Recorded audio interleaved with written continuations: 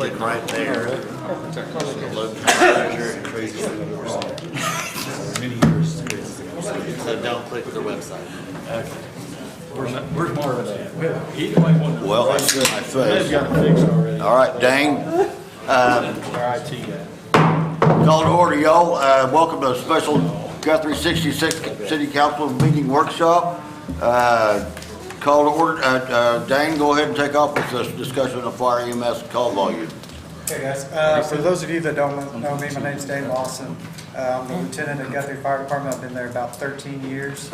I'm currently serving as the union president. This is Captain Ryan Reeves. He's been here, how long, Captain? 15 years. He's currently the union treasurer for us. And this is firefighter Sam Kohler. He's currently the vice president to the union. So speaking with Leroy and Chief Harlow recently about our manpower issues, he decided to have us put together this presentation and present it to you guys. So that is why we're here today. Go for it. So you're as big as you're gonna get. For now. Just checking. So you flip to the next page. I don't know if you guys saw our wage presentation. Did you guys ever see that? Okay, well, we made one back in October. We were instructed by Leroy to do that again. So as far as the wages on the right side, don't pay too much attention to that. We just put this together. So just a few, like the call volume, this was from 2020 on every department here. Just to show you guys, that center column is each department's manpower versus ours, and then the average calls per firefighter. As you guys can see, the only department on this slide that beats us in that category is Bethany at 135, but they also don't run the ambulance. We are the only department on this slide that actually transports patients besides Kingfisher.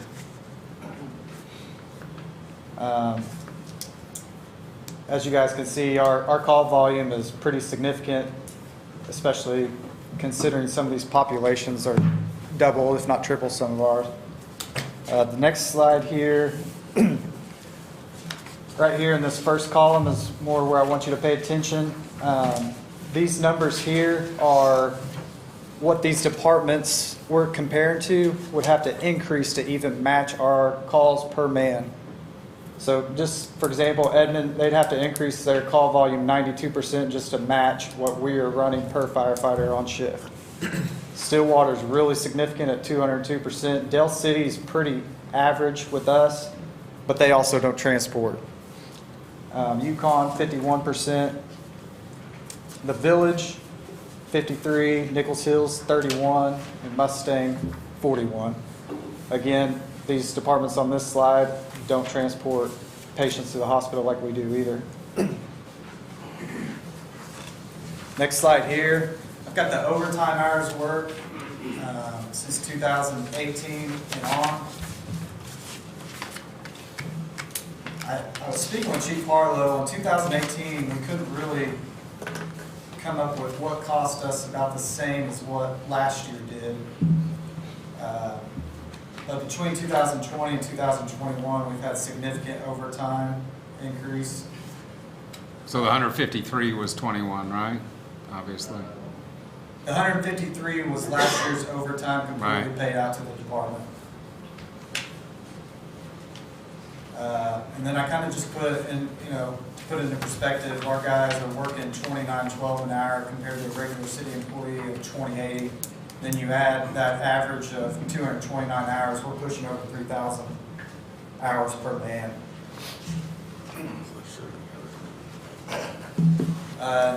Call volume increase, and this is a very good, important slide. The last 7 years, when you see it keep adding up from 2015 all the way to 2021, it's very significant. And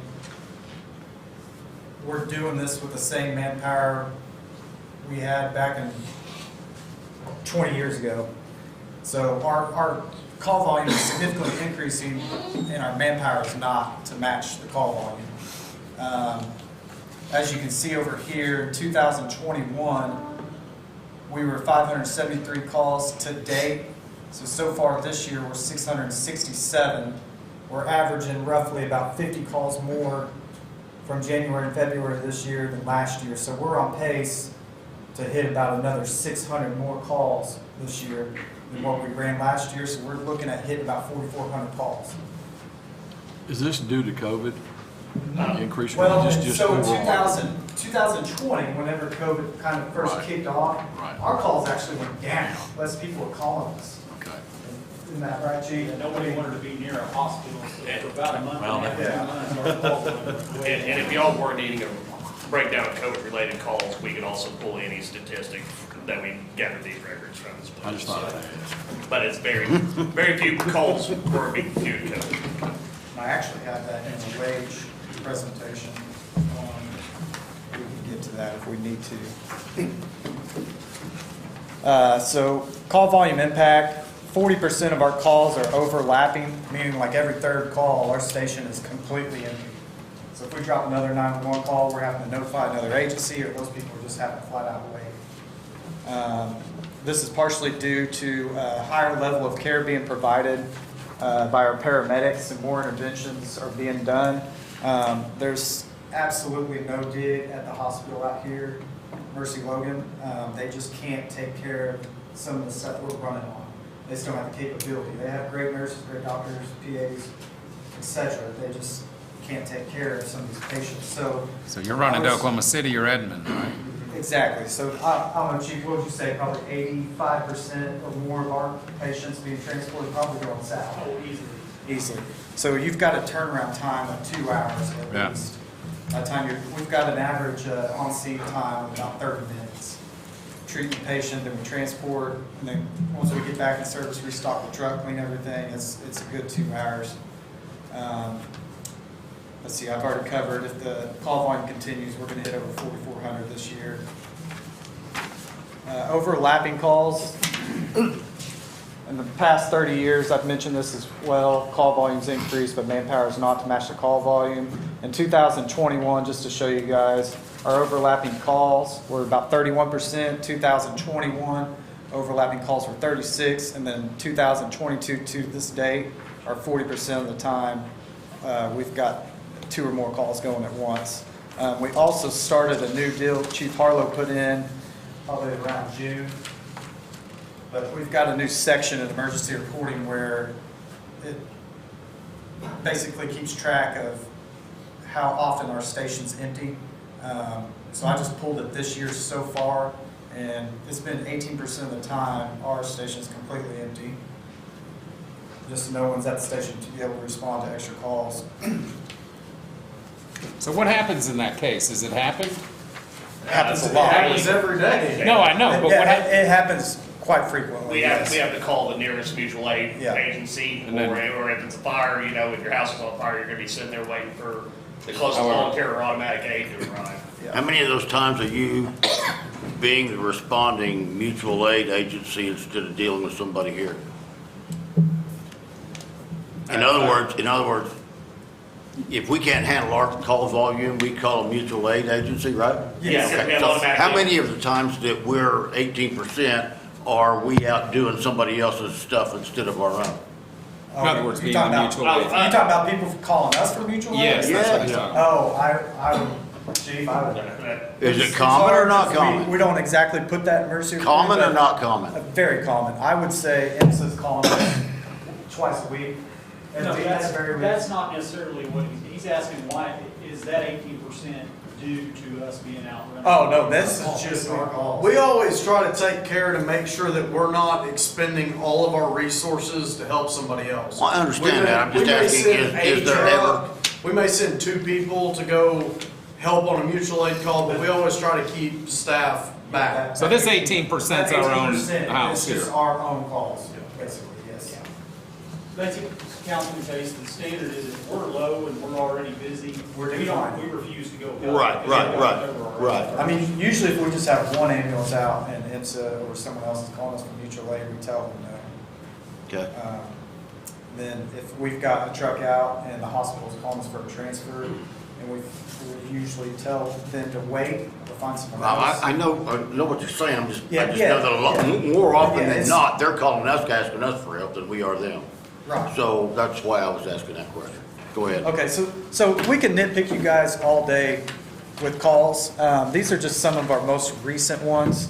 Like on 213, Blue Crew had a commercial structure fire on the west side. We had one battalion chief in truck 1 responding over there by himself. And thank goodness that the suppression system fired off and put the fire out. Because if that would have never happened, then that thing would have been fully involved. We would have had another downtown situation. Yeah. Dispatch several times has, I wouldn't say several times, but we had an incident recently that was pretty significant. We had to have dispatch come over POV in their own vehicle and pick up paramedic Reeves and take him to a call for a patient, thus delaying preventative care. A cardiac arrest call. Cardiac arrest call. And that just decreased the survivability chances dramatically. Then there's also been several instances, like, I understand, guys, we're not the only department that is struggling with manpower. Every department needs it, but we've had several cases where we are calling the police department because we've got one person to respond to an ambulance to the scene. They start treating that patient. We have PD send over a unit, and then PD's driving us to the hospital. We are good at improving, basically. So not only does that hurt us, but it hurts PD because that's taking a unit out of service for them as well. Kind of effects on manpower, injuries occurring on the job with short crews. Over the past 2 years, we've had 7 firefighters go out on significant injuries requiring major surgeries. As of right now, there's 2 more possibly about to have significant surgeries as well, leaving a strain on these crews. We've got 2 personnel currently listed in the military. 1 is about to be activated for a full year. So we're going to be short that crew, 1 person for sure. So we just put in a mandatory callback to Chief Harlow. Guys are taking punitive action to choose to decline the mandatory callback because we're looking at 72 to 96 hours straight, sometimes 48.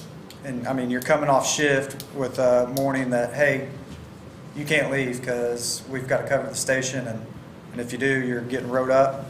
That's also taking guys that have chosen this punitive action, their chance of eligibility for promotion, which that's their decision, but I also understand whenever you don't want to be away from your family for 72 hours or 96. How many are you normally there? How many of us are normally there? No. How many hours? Yeah, How many hours? Do you work 24, 48? We work 24, and it's about 10 days a month, roughly. In 2021, there are 35 mandatory callbacks for personnel that have been going off shift. This number that's pretty significant. I know that doesn't sound like a lot to you guys, but that is, our station is in a bind and needs to get up to a 6-man minimum. We have a 6-man minimum. We were at about, 2 of our shifts were 8-man crews, 1 of them were 9. We just now got we got the other 2 up to 9-man shifts just here recently, and we try to keep a 6-man minimum. But most of the time throughout the year, you're always going to have 2 people off on vacation, sick, injured, etc. This isn't really important. We won't get into this. I just listed names of people that everyone left. I figured listing the names and showing you where they went to would probably be better than just showing you guys a number. I think I averaged it to about 2 to 3 people a year leaving for more pay and less work. More manpower is needed to ensure the quality care of our citizens. Better overall service for the citizens of Guthrie is our top priority. Guthrie is a growing city and new neighborhoods and developments and more people and potential calls for services. Chief Harlow and I just spoke yesterday. We've got about 800 new builds potentially going in city limits and 2,000 outside city limits. And we just rough estimated two per household. I think he found the Census Bureau that showed 3. So that's going to increase our call volume significantly too, potentially. Overtime paid would decrease if we could get more manpower, less injuries from exhaustion, and then overall department morale improved and mental and physical health. I've been here 13 years, guys, and the morale at that station's probably the worst I've seen it. It's just, guys are exhausted, ran to the ground, and it's just affecting the morale, everything else to go there. So in conclusion, I kind of put, it should always be the city's top priority to invest in public safety and to staff those departments appropriately to handle the call volume. The updating of the fire service has a direct impact on insurance ratings as well for the city.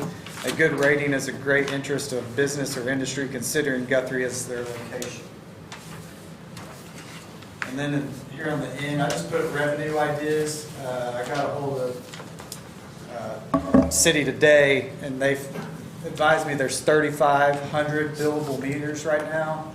And this is just an idea, guys. If putting maybe $5 fee on those, that would bring in $210,000 of revenue a year. You're talking about on the residential water meters? Yes.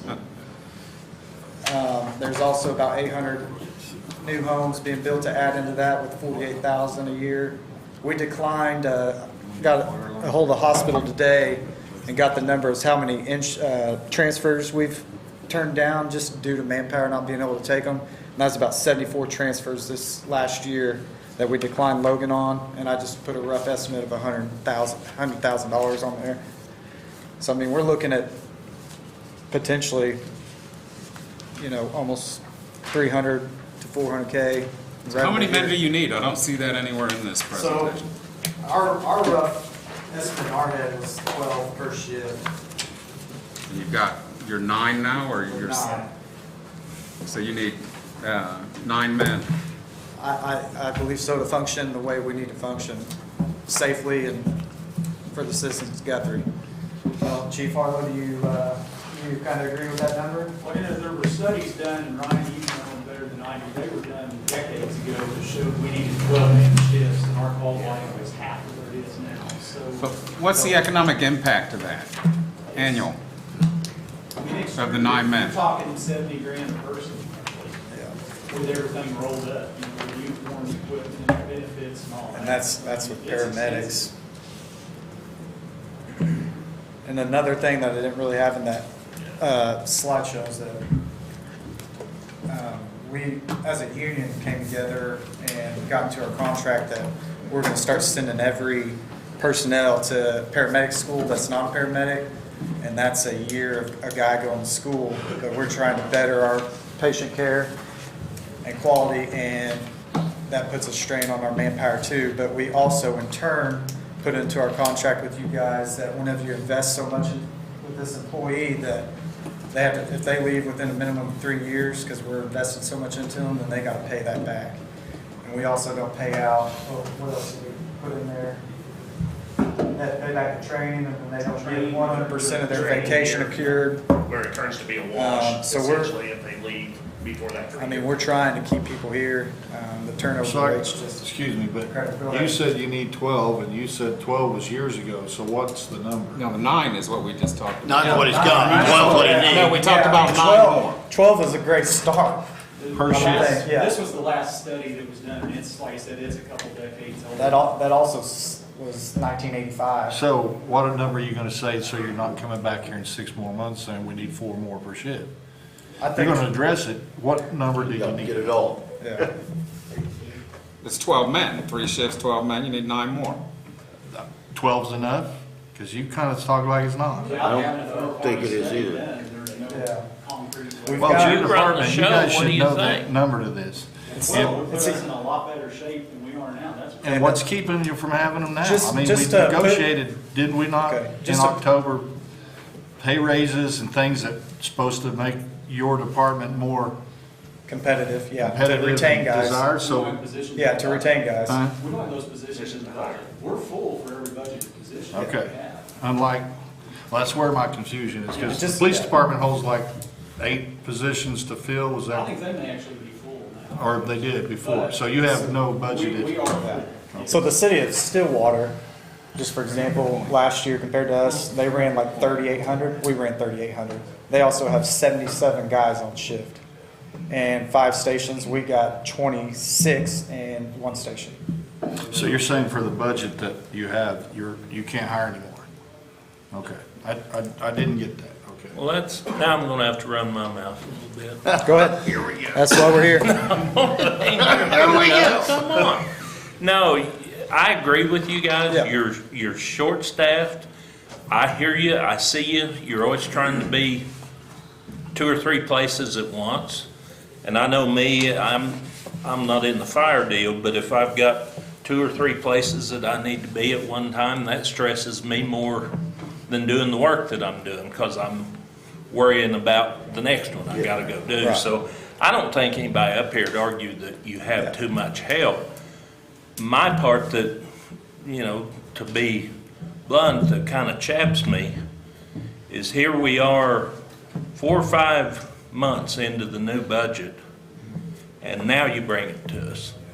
When we were dealing with the budget, why was it not brought to us and go, hey, we're shorthanded, let's see what we can do with the budget? It kind of leads you to go, well, here's our budget, here's what we need. Don't say nothing about the help. Once we're committed to all that, then we'll come back in 4 or 5 months and want some Budget more is out of help. our hands as a union. no. That's a city. Right. That's a city deal. Mr. Channel, that is a great point, because we have been bringing this to the city. I've been here 13 years, been serving as a union president for probably 5. We bring it every year. Well, that's We bring it every the year. thing that, And see, we just recently brought it, and we were told to put it on hold, and we were gonna revisit it in January, and we wanted to build a presentation for you guys, and then that got pushed off till now March. I would have much rather seen this in August Yeah, no, I for the understand. budget.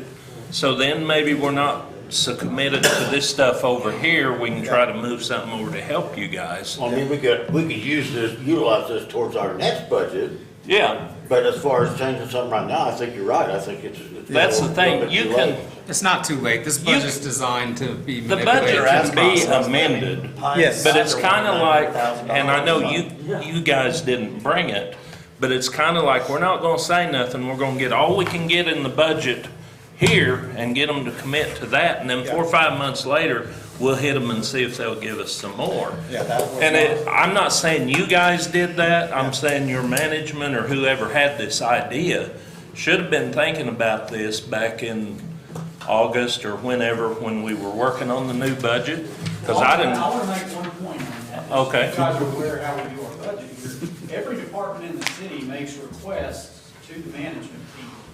We fill those based on the amount of revenue given within the city. I can tell you, I ask for manpower every year.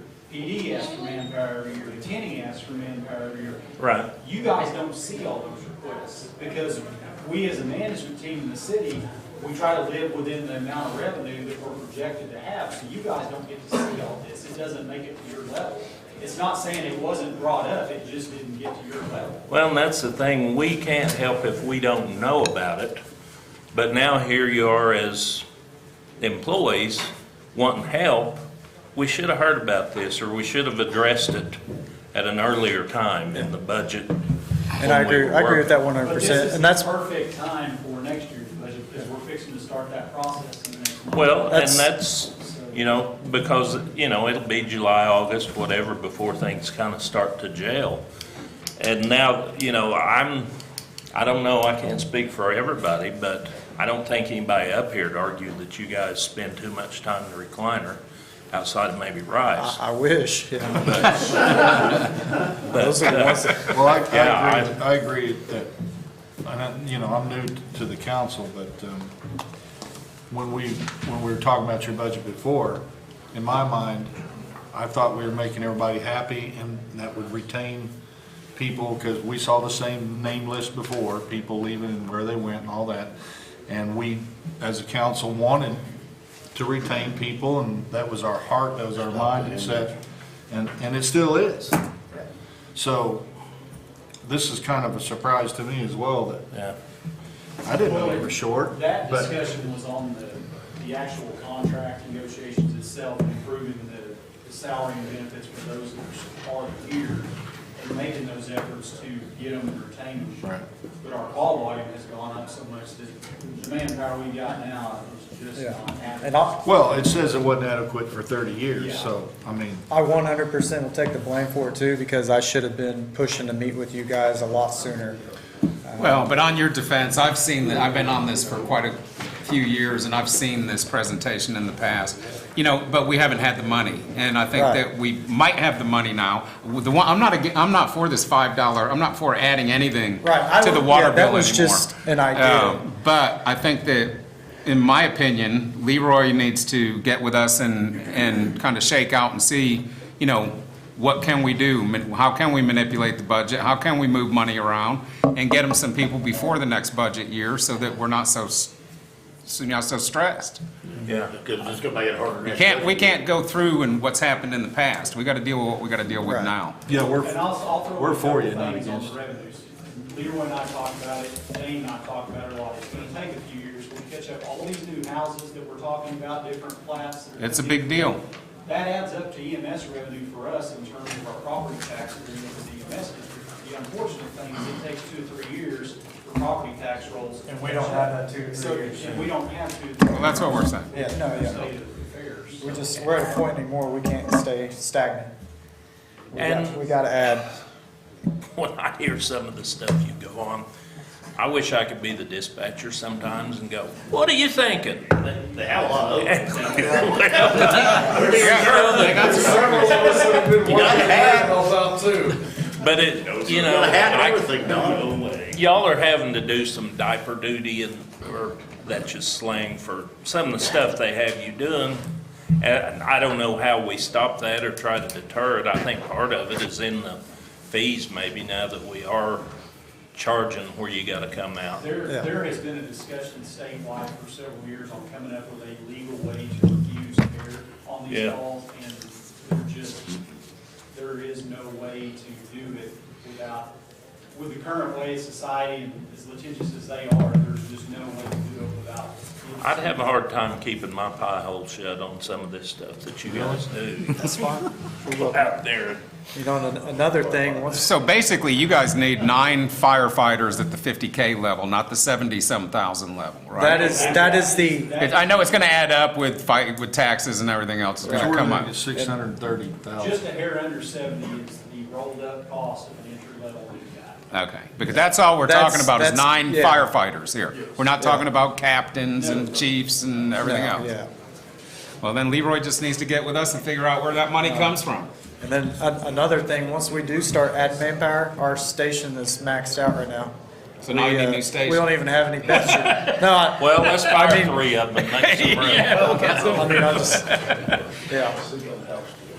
Now, we did give some men in the past budget year, and then you took those men away and gave it as raises. I always had an issue with that. We got our 2 back.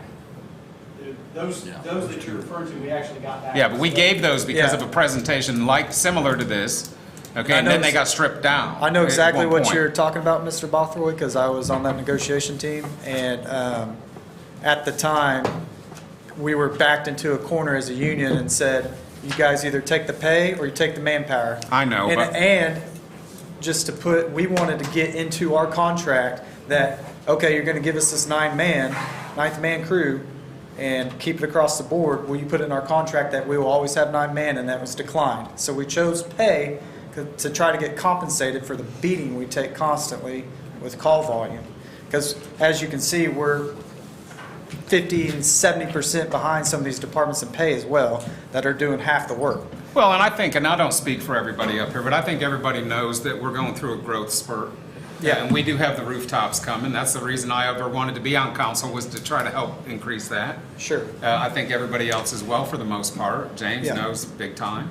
And we just need to get you where you need to be and be done with it. Sure. And so we just have to figure out how that happens. I say we didn't do it sooner, didn't we? Well, yeah, but that's water under the bridge I now. know. Yeah. I don't think anybody disagrees with what you're saying here. I Right. think we all know that there's a need. So, it's just a matter of how we can do it, when we can do it, and And it may go into And next. it may not be budget this or year. whatever. So if you had those 12 per shift, does that cut out overtime? That's You're gonna have some significantly people- drop it. You're gonna have Sure. people sick or. Yeah, exactly. We're It's still not gonna gonna have our. cut it, but it's not gonna give the mandates that, okay, you have to work 72 to 96 hours. another 24-hour shift. I If you just cut out the don't. overtime right now, you're looking at $500,000 for 12 people. Right. But It's not gonna cut that out. Yeah. It's gonna I see drop what it. you- I see where you're We still going. have, But you say you don't have the room for them if you had them? no, our station's, at So how are you 9-man gonna shifts hold? right now, we've already outgrown our station. There are, Until we- we could squeeze another one or two with some modifications, but Yeah. adding 3 more per shift, there's. I'll take a bunk bed in my room. Yeah, exactly. I'll sleep. I'll sleep on the couch. That's what I'm thinking, the triple layer beds. You guys can sleep together. Come Yeah, on. we can build bunk beds. We're fine. It's like Lawson could share a recliner with somebody. Everything else?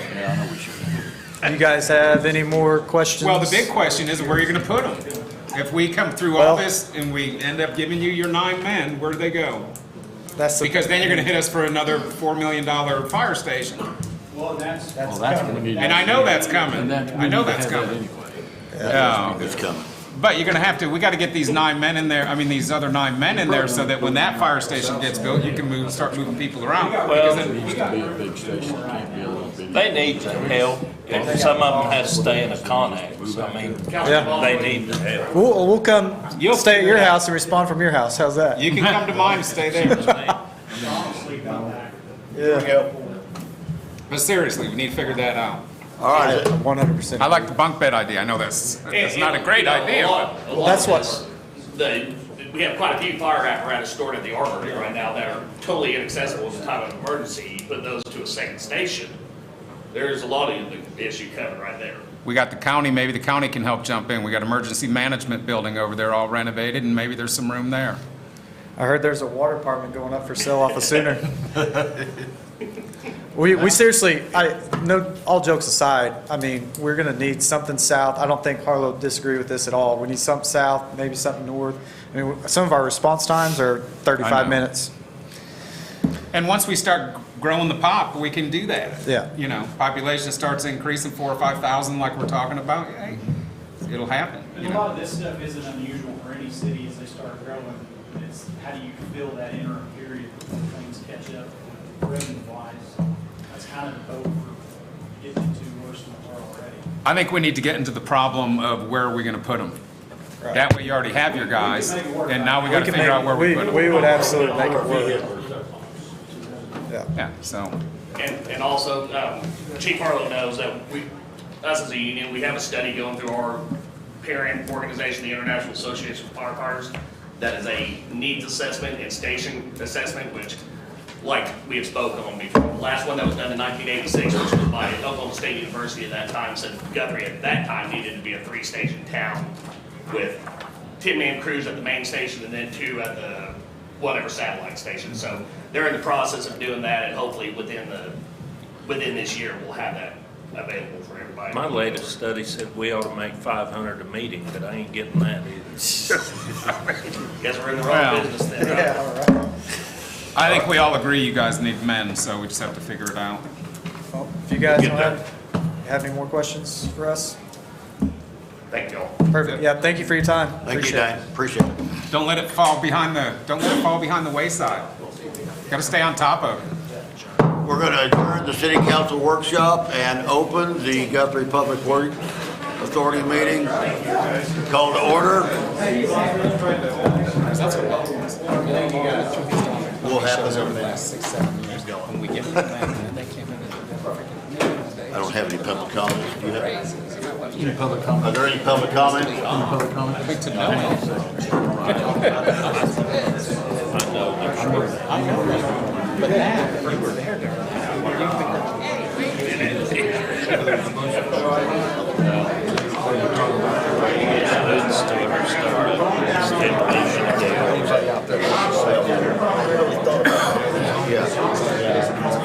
Part of this, our demolition superintendent.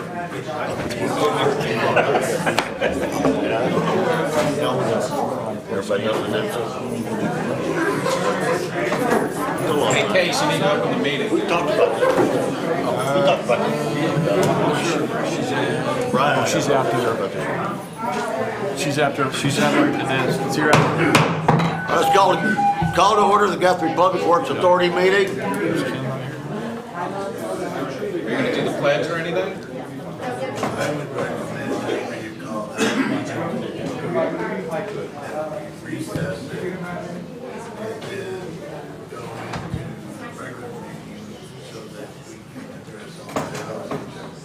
Okay, so we're gonna Adjourn. adjourn. Recess. Okay. Call this order. We will get done with the houses in a regular. So this stuff will all be in a minute. Not much on there anyway. Well, yeah, the trash is on there. Oh, yeah. That's right. And you're gonna, And you're gonna- recess it. Do those first. Did you get? I've already called it. Lay back there.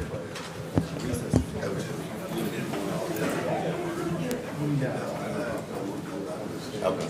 and you're gonna prepare the city manager. He's already demolition super. Gonna get a prayer? The preacher's You got a prayer? Okay, I'm sorry, I didn't see you. I don't see you, I'm sorry. I pledge allegiance to the flag of the United States of America and to the republic for which it stands, one nation, under God, indivisible, with liberty and justice for all. Let's pray. God of our lives, families, businesses, government, and city, thank you for bringing us here today. Guide our city leaders as they fulfill the role that you have called them to. Watch over them and their families. I pray that you bless them and us, the citizens of Guthrie, Oklahoma, according to the riches of your glory. Help us to be strengthened with your power to live in all wisdom, discernment, and righteousness. I pray you will root and firmly establish us in your truth. Help us to be able to comprehend the greatness of your love and to love each other the way you have loved us. May we be filled with hope of a better life you desire for Guthrie, Oklahoma. You have the power to do this. You want so much more for us than we want for ourselves. Help us to seek you and live in a way that gives you thanksgiving and praise. Amen. Amen. Ladies and gentlemen, we're going to go ahead and recess this meeting and go into our city council meeting and come back to this where everybody will have a chance to talk. So our call to order consent agenda, all matters listed. Approve the minutes of the February 15, 2022 special city council meeting. So moved. Second. Been moved and seconded. Place your votes. All votes are in? Unanimous. Let's see, we're going to number 3, conduct a public hearing to determine if the properties identified in Resolution 2022-09 are dilapidated and have become detrimental to the health, safety, or welfare of the general public of the community, or if the properties create a fire hazard which is dangerous to other property. Bill, go ahead. All right, we're here to discuss Resolution 2022-09 tonight, discussing the dangerous and dilapidated structures. There you go. I assume that we want to do this like we've done it in years past, where we present one of the houses and then give the public a chance, or the property owner a chance to address the council. Sounds like a good forum.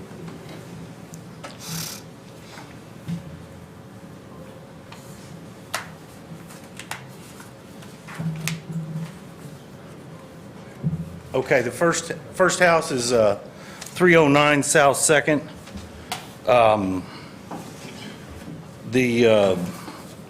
Hasn't had utilities since 2011. It's been in a state of disrepair. We've had about 13 code violations here since 2014. We did send out a minimum maintenance letter in April of 21. Is there somebody here that's here to address this house? Okay.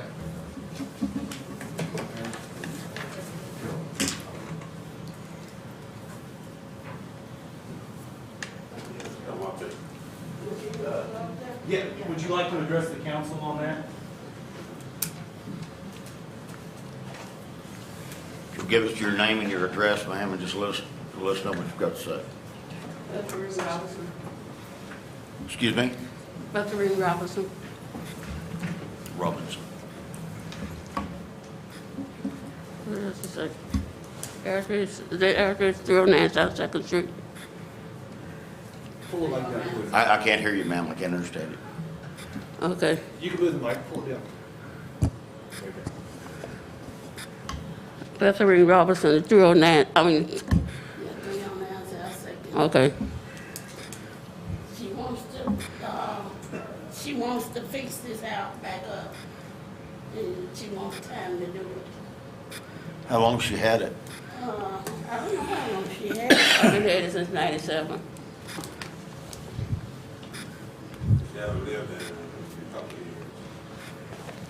So the electric is on in the house. The water's not on, but the electric is on in the house. Bill, I thought you said the utilities were off. The electric is on in the house. No. Electric is on? Yes, it is. How much, what time, what are you gonna do? I mean, what kind of time are we looking at? But we gotta go in there, we gotta clean it out, and we want somebody to go in there. Her granddaughter is trying to fix it up for her. But what's the time frame that you're? Probably 6 3 months? months. 6. At least 6 months. 6 months? Yeah. I think that's a little bit more realistic. What's your opinion, Bill, on, you've been in there, can, Well, this whole process takes around 3 to 4 months to go through the entire process. So if they've made progress at those points when we're checking on these properties again before we go out to release bids on demolitions, then we'll know if we're well into this process or not at that point. so to clarify, what he's saying is that you start working on the house, in the meantime, this process stands, and then what happens is, as he comes out and checks, and as long as you're working on the house, we're not gonna do anything to the house.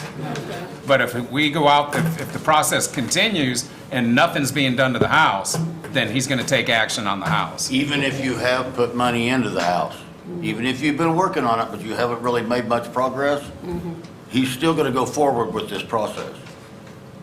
It doesn't stop because you're working on it. Y'all have to tear it down, and if it needs to be torn down, why come we have to pay for y'all to tear it down when we can get somebody else to tear it down? Yeah, well, you'd be given Yeah, that you can do that too. opportunity. If it came to that point and you said, look, we just can't do it, Because if you tear it down, it's still her land. yeah, Yes. no question. Yes. So you would be given that opportunity if you found out when you got in there that, hey, there's no way we're gonna be able to fix this, we need to tear it down, but I don't want the city to tear it down, we're gonna give you the opportunity to tear it down.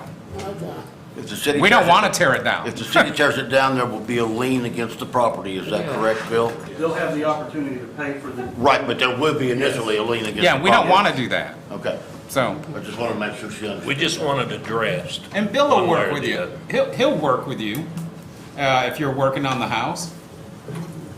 So how come they condemned it in the first place? None of us want your house. We don't. We don't want to take your house from you. If you can fix it, we want you to. But Yeah, I would recommend you start on the outside, not on the inside. Make it look good first and then get on the Yeah. inside and go to work. Okay, Okay? but the electric is on in the house. okay. They keep it on. Well, like, we'll give you the, every opportunity, so, Okay. Okay, thank you. you're welcome. Is that all? I think they all start with this.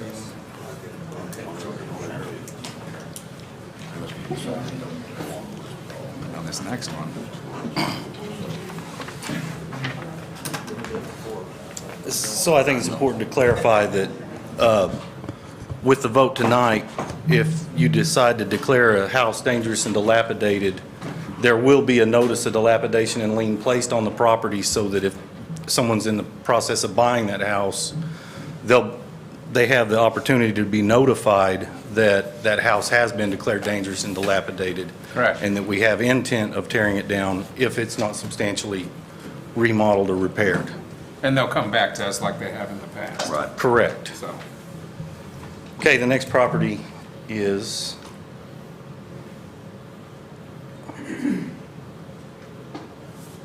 .405 West Vilas. I show it hadn't had water or gas since 2011. I'm sorry, That's East Vilas. 405 West Vilas, I'm sorry. Hadn't had water since 2014, gas '06. Couldn't confirm the electric. We did send out a minimum maintenance standard letter on this in '21, and the property owner did contact us. We just hadn't seen any plans or any movement on it. I believe they're here to discuss the property.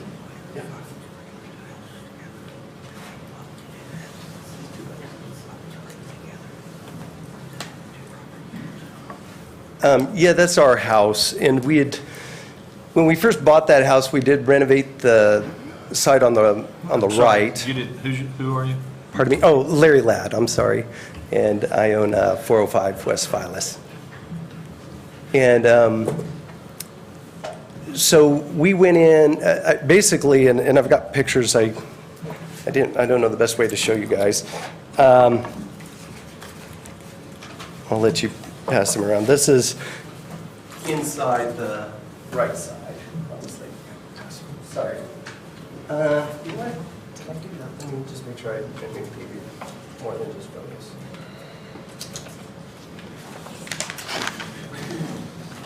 That's okay. That's just my cash documents. Sorry about that. So we went in, and when we bought it, we painted that side of the house, finished the siding, put in new windows and doors, put in a kitchen, and had it rented. And then we had a renter that just kind of went bad, and it was a process getting them out. And by the time they got out, they'd messed around with the electric. And so to get it rented again, we had to have OG&E come out and put back on a meter base. So I think it was around July, we had a guy that came by and wanted to rent that right side. And so Michelle and I decided, let's go ahead and pay the $1,000 and get an electrician out there. So we hired Grider Electric to come out, and he came to pull a permit. And when they went and looked at the house, there was a couple wires on the side of the house sticking out. And I don't blame them. I would have been concerned too. But it wound up, it was an antiquated line. It wasn't hooked up. Joey came out and took a look at it and said that's not an issue. So, but they said they wanted a full house inspection. And so we rescheduled for the whole house inspection on the electric. And by then, they came out and said, actually, you got to put a roof on it. And this kind of went back and forth, and it was sort of my misunderstanding. We were talking two different languages. That's actually not a duplex, it's two houses on one lot, and because they're connected. And so they kept saying it needed a new roof, and I go, well, there's just a little bit of a bad spot. And so I was going to do like 50% of the roof, and they go, no, you need to do the whole roof. And we kind of went back and forth. And anyway, 6 trips to the city later, it was decided we couldn't get a permit to do the roof, that we needed a whole house plan. So I started talking to contractors, and I got some bids. And basically this process went from being a $1,000 project to a $3,000 project to a $30,000 project for a new roof to a $200,000 was my first bid on renovating the house. And I've gotten better. What do you plan to do about this, Larry? Well, and I'm getting to that. So I wound up having to get private lenders, and so I've talked to them, and I've got 2 guys, both that want to do the deal. I've talked to 4 contractors. They all say it's fixable. And so I think it's viable, and I'd like to fix it. I did get better quotes, so it's a profitable thing to do. Again, we proved it on the one side. That's what you're seeing, not after we finished it. That's as it stands today. So the right side's good, and I think the left side, from all the professionals we had, they say it's fixable.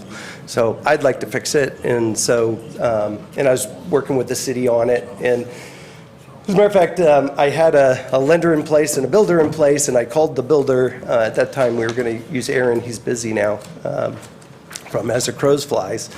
But between then and Aaron calling me back, I got a notice that it was for demolition, so I called that lender just to let him know, and if it's under demolition, he didn't want to jump into that. And that's why I found these other two guys that are willing to do it, as long as I have a working arrangement with you guys, so. Well, so like Bill said, what happens on this thing, no matter what we do, it's gonna get the stamp, it's gonna get the letter on the house. Right? Is that right, correct? Yeah. So I would go to what James said earlier on the women before, is I'd start working on the outside of this. We're not gonna come, we don't wanna tear this thing down. Okay, but, you know, I would put the investment on the outside to at least get it to where Bill's not coming by. He has no reason to go inside at that point. And so get the dilapidation side fixed. And then during the process, like he said, it's gonna take 4 or 5 months, 3, 4, 5 months, 6 months. And if there's significant progress being done, we're not gonna do nothing about it. And you can come back in here and prove that out to us even. They're not gonna come and do it without our stamp on demolishing these things. So that, you get the same as the women before. That's how we're gonna have to handle it. Okay, so, just because, and I think I'm good on this one, just because I've been able to talk to guys, and I actually am up for 2, but, you know, I'm also worried about other people here. Yeah. If they're stamped for demo, it's really hard to get a lender I to know. jump into bed. And just for clarity, because I hear what you're saying and I agree with that, and honestly, that's what the city's told me too, is, you know, forward motion. Unfortunately, about the time that we needed to do a roof and everything, we hit winter, and it's not the time to put a roof on a building. But we are at the right time now, and material costs have gotten to where it's affordable, and honestly, home prices have gone up. So we're in a really perfect time to fix up the houses, and we need rent houses, so this is really great. But I just want to make sure that I don't, you know, decide it, for example, first thing I do is kind of straighten it, check all the framing, and then side it, and then get the roof on. But at that point, I'm $40,000 into a house, and your statement scared me a little bit, where even if you dump money into it, you're not saying you're not going to tear it down. So I just wondered, is there some way, like, can we have like earmarks along that path of, or do we work with you on that? On this house, we'd have a building permit, because we've discussed this before, Yeah. about the structural issues that are here. There's a lot more than just what the pictures show on these houses. But there's some structural elements that need to be addressed. It's not just throwing a roof on it to dry it in. It needs more work than that. So that would go into the permitting process. So once we have an acceptable set of plans, we would issue a permit. And at that point, you know, there would be inspections along the way and making sure that we're making progress. But the letter of dilapidation still goes on the house, is what you're Yes, saying? when y'all declare a house dangerous and dilapidated. Larry, you can have one more comment, and I'm gonna have to set you down. No, We you're gotta fine. get on. I'm just new to this whole process, and I mean, if it, you know, I thought we were pleading our case to make it not on a dilapidation list, which makes it a lot easier for us to talk to bankers. Well, what and this move meeting's forward. about is to convince this council that the house is gonna get renovated, or you're gonna tear it down on your own, or we're gonna have to tear it down. Okay, yeah. No, Because I there's would already love to been a renovate this. process through Bill's department, and that's how this house ended up here. This is We're not new already at that news. And if we take it off, then we have to start all over again, and we're not in for doing that, because taking it off, you've been through the process once and nothing's changed, so we're not interested in taking it off unless there's progress been made. Okay, all right, And thank if you. there's significant progress and permits, I'm sure at that But now point, if we you- can come in here and take it off. If you fix the 2 boards on the right one that's fallen off, if you fix those and smear a little paint on them, that ain't working. Right, You know, right, it's right. gotta be making some headway. Yeah, for sure. Okay. Thank you, Larry. Okay, thank you. Next.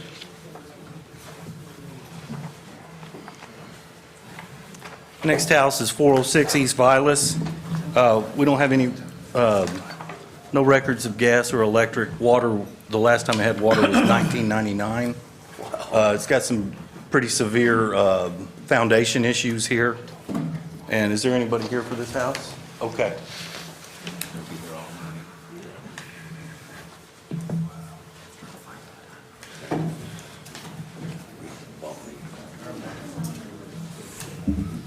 Sir, your name? My name is Cyril Bonner, 919 North Ash, Guthrie, Oklahoma. Due to family illness, the house was kind of put on the back burner. We had mother and father sick, my brother sick, but we was planning Everybody's on... been sick, haven't they? Yeah. And we was planning on, as soon as the weather break, I was gonna go over there and start working, because I do carpentry work, so I can fix it pretty good. That's what I plan on doing.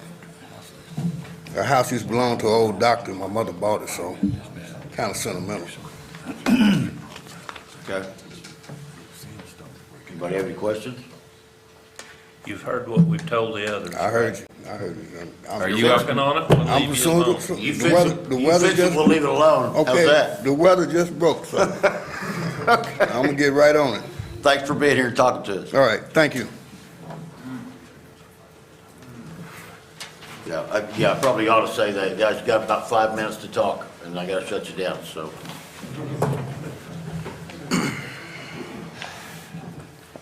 The next house is 410 South Second. I don't have any records of utilities here. We did issue a roofing permit on this in April of 2018. And I believe somebody's here for this house as well.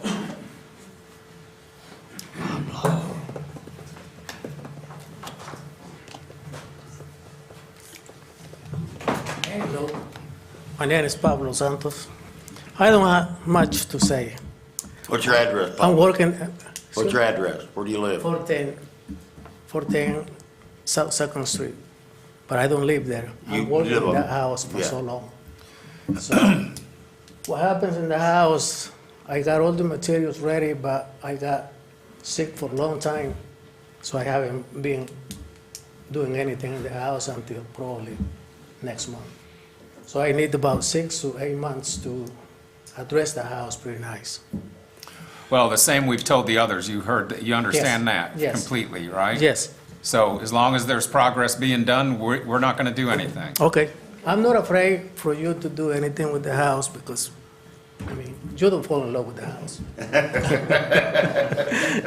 But thank you for giving us the opportunity. Yeah, you're welcome. Okay. Thanks for coming, Pablo.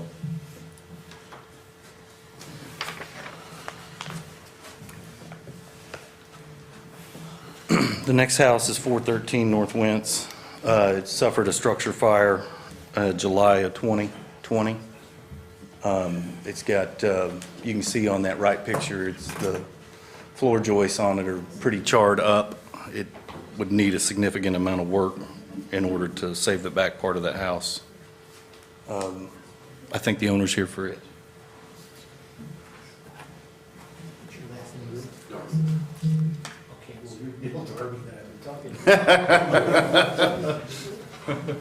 The one, the only. I'm Philip Blair. My wife Chris and I own this house. We bought it in 1995 and with friends brought it back to life. We moved to Edmond for a few years. My son was living here and on his watch it had a fire. Quite frankly, the front half of this house is just fine. But as you can see, where the fire was, we've got to replace, starting with floor joists and a bunch of stuff like that. What we decided was we didn't have the cash to fix it up. So we have advertised it, and so far we've got 5 different parties who are interested in buying the house and fixing it up.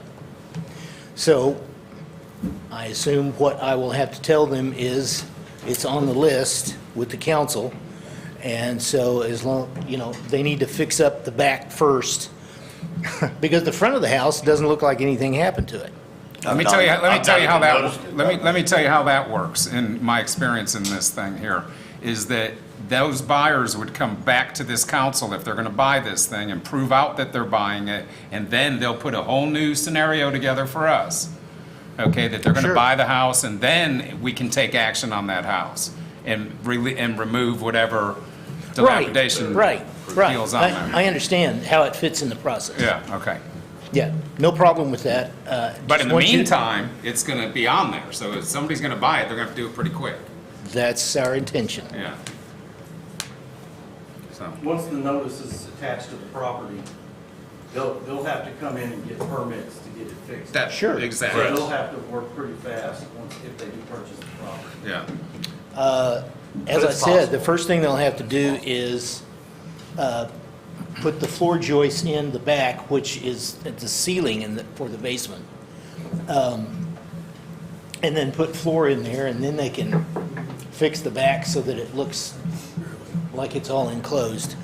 And Well, then Bill will work with them on it. As long as they're getting the permits and they're Right. working on the house, we're not gonna do nothing about it. I've worked with Bill since 1997, so Yeah.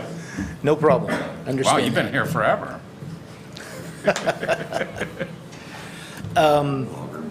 Any questions, gentlemen? No. Okay, thank you. Thank you, sir. Next, Bill, what we got next?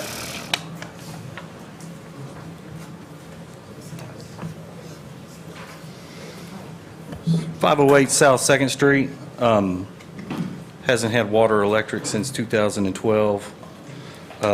This property did have a mortgage holder, and so we notified both owner and property owner on this one. The mortgage holder? Yes. Is somebody here wanting to speak about this house? Oh, I'm sorry.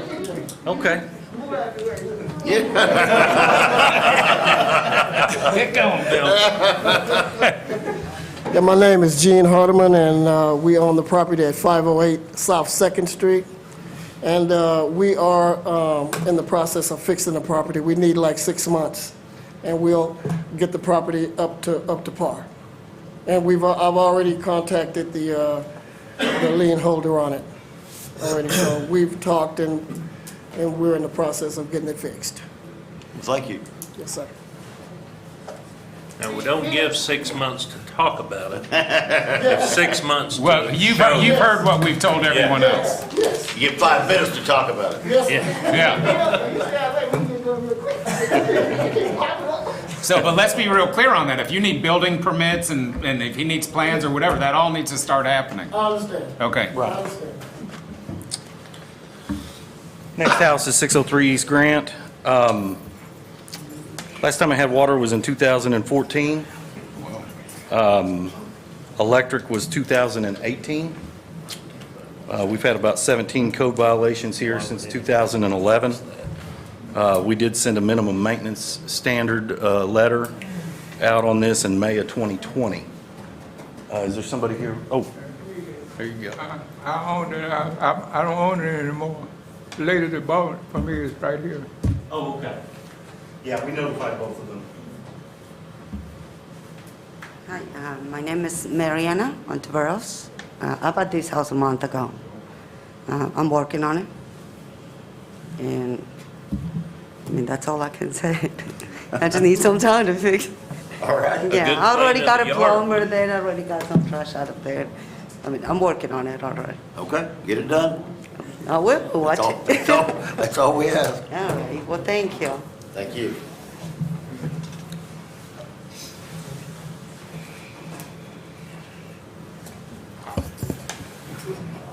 This is 723 East Perkins. It did have utilities recently as 2020. We did notify the property owners that they needed to get permits for the work that was being performed on the property in June of 2020.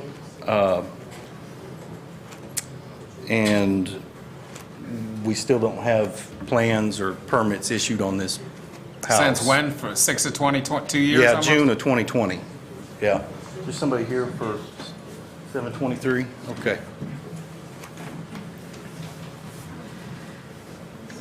My name's David Henryan, and I own the property. We live in Crescent, and we started the process we bought this with my son, so he was gonna live in here with his family.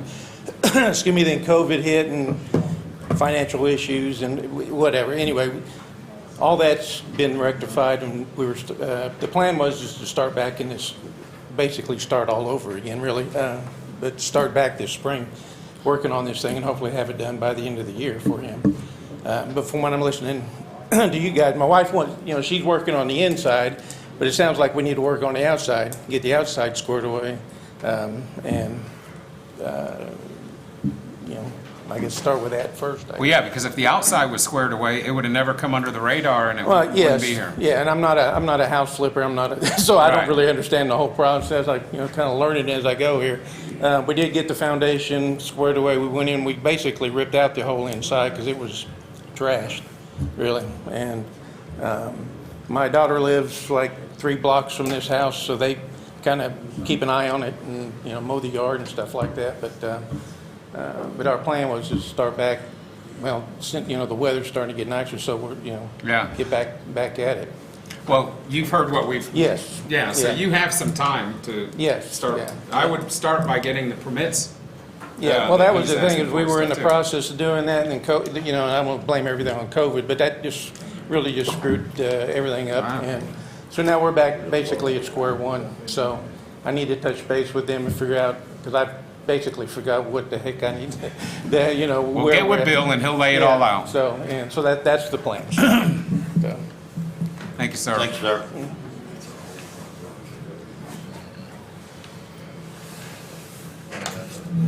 The next property is 805 East Lincoln. We don't have any records of utilities at this house. Well, it's been so old that there's no records at the utilities.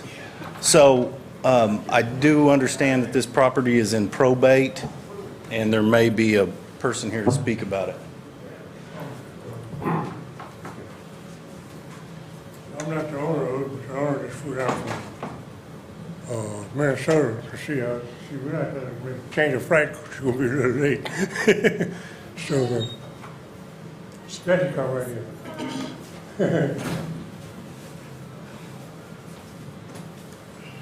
Hello. Hi. My name is Lynette McAlee.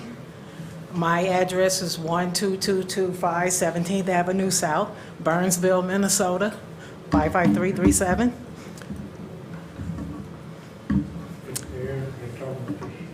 Oh, I'm here on behalf of my dad, Vernon L. Mack. He owns, my grandparents own this house. I think David Hood talked to you guys? Did he call you guys? He talked to me Oh, about okay. being in probate. Okay, so my dad wants to sell both houses. Is this two houses here? Well, it's the 923 East Lincoln, and then it's the 805. Oh, we're not, And okay. it's just 805 that's on this issue. Well, he wants to sell it. He doesn't want to fix it up or do anything. He wants to get rid of it. So is he in the process of doing that? Well, like I said, I speak on his behalf. I have power of attorney and guardianship over him and all of his property, so I'm willing to sell it. Yeah, you're gonna Yes. sell. What's the other address? 923 Yeah, East that's Lincoln. not on the list. But he wants to sell that too. What did David say? Does he know the He said if timeframe? it was under probate and that. Yeah, it's under probate. His daughter would be here probably to the meeting. Probate can take 6 months, a year. I mean, who knows? Did he give any inclination of what the time frame was looking like? They're in the middle of the process, is how he indicated. So can this still go up on the block that you've got it on, being under probate? It can still sell. If you declare it dangerous and dilapidated, it'll have the notice attached to the property. And, there's nothing to say it can't sell. But I don't know. As far as time frame, there's nothing gonna be done. Is there anything to stop us from tearing it down, and that if our time frame to tear it down comes before she gets probate finished, are we gonna tear it down? Not before probate gets I'm finished. just asking the question so you can answer it. Before she sells it. There's a difference. But, okay, excuse me, Either way, but I'm not going to let you guys tear it down. thank you. Thank you, thank you. We don't want to tear it down. That's why I'm That here. wasn't what I was trying Okay, to say. I'm not gonna let you tear it Bill down. to clarify that. Okay, I'm not going to let you tear it down. Thank you. You're welcome. Yeah, so if it's declared dangerous and dilapidated tonight, it we'd need to see either some significant progress on the property Mhm. or does have the structure removed from the property. And Okay, let me explain something to you guys. My dad had a stroke. He lives in Minnesota with me, okay? So I have power of attorney and guardianship, so I'm here to speak on his behalf, okay? Our But this house has already gone on the list as the issue. Yeah, okay.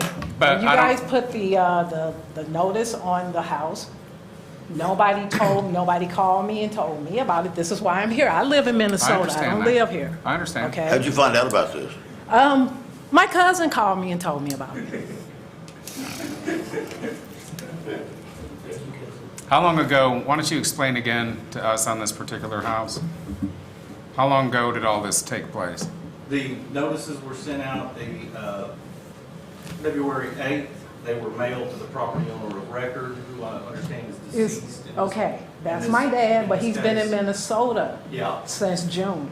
And then we also post the properties in case the property owner of record does not get the mail, then they can be notified by the post. Okay, but I changed my dad's address, so the mail should have came to Minnesota. I would have to look Yeah. and see where the letter went to. It must have went to 923, but he hasn't been there since April. Well, we wouldn't know about Would it not 923 be because that's not on the registered? list. Yeah, but 923 was his residence. I see what you're saying, yeah. It is, it's registered. A certified Right. letter. Is it registered or certified? It's not certified, it's registered. Registered, okay. So you don't know if it made it to, oh, okay. Right. In view of the fact that the letter didn't get to the person that owns it, then I think we have no choice but to. No, it's their responsibility to change their address of record. Right. You follow the legal process.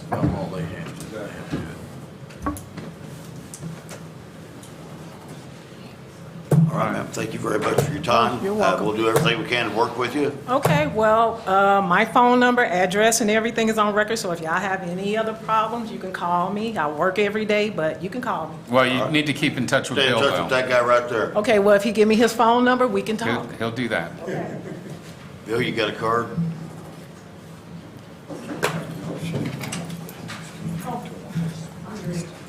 You have to excuse me, I have a flight to catch.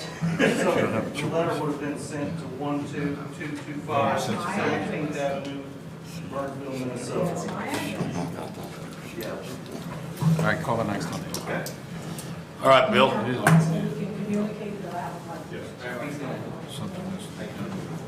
Y'all have a good evening. Thank you.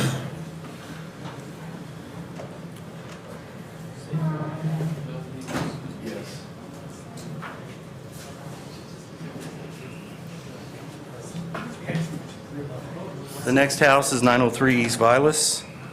Last time I had water was in 1997. Didn't have any other records of utilities.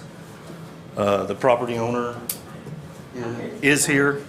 They have already submitted for a demo permit, and we are waiting on the release from our water department on that. We've already got gas and electric, so they've expressed interest in tearing it down themselves. Perfect. That's, You don't want to say anything else? I guess 6 months is the timeframe that you guys are giving for your month. well, Yes, significant progress. I would say more like 3 months on tearing it down and having it removed. All right. Okay. Thank you. thank you. Thank you.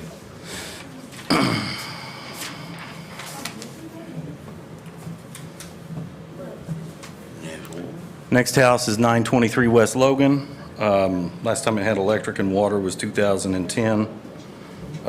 We've had about 21 code cases on this house since 2011, or this property, whether they were property violations or, is there somebody here for this one? Oh, Mr. Rake's here.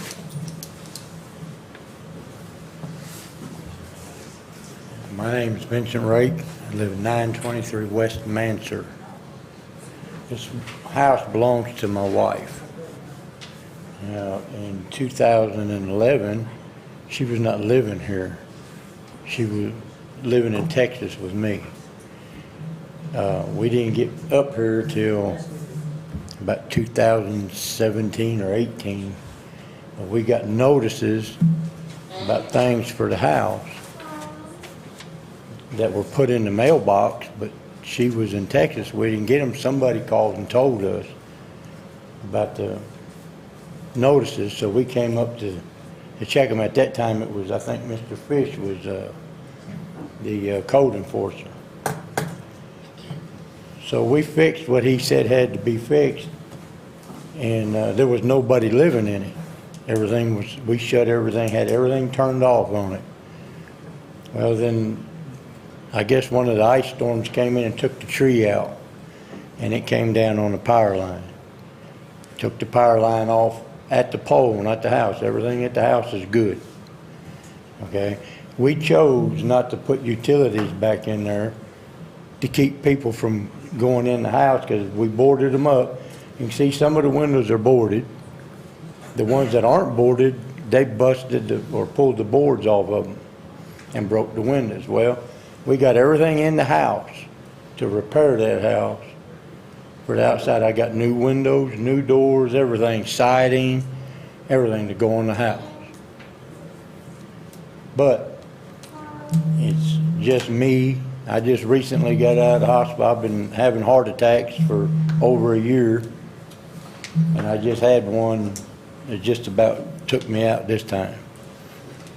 But we are working, want to work on it and bring it back up. My wife's father bought that house for her before he passed away. So I don't want to see her lose it. Well, so you've heard what we mentioned to the other Yes, sir. people, and as long as you've got significant progress happening, we're not going to do anything.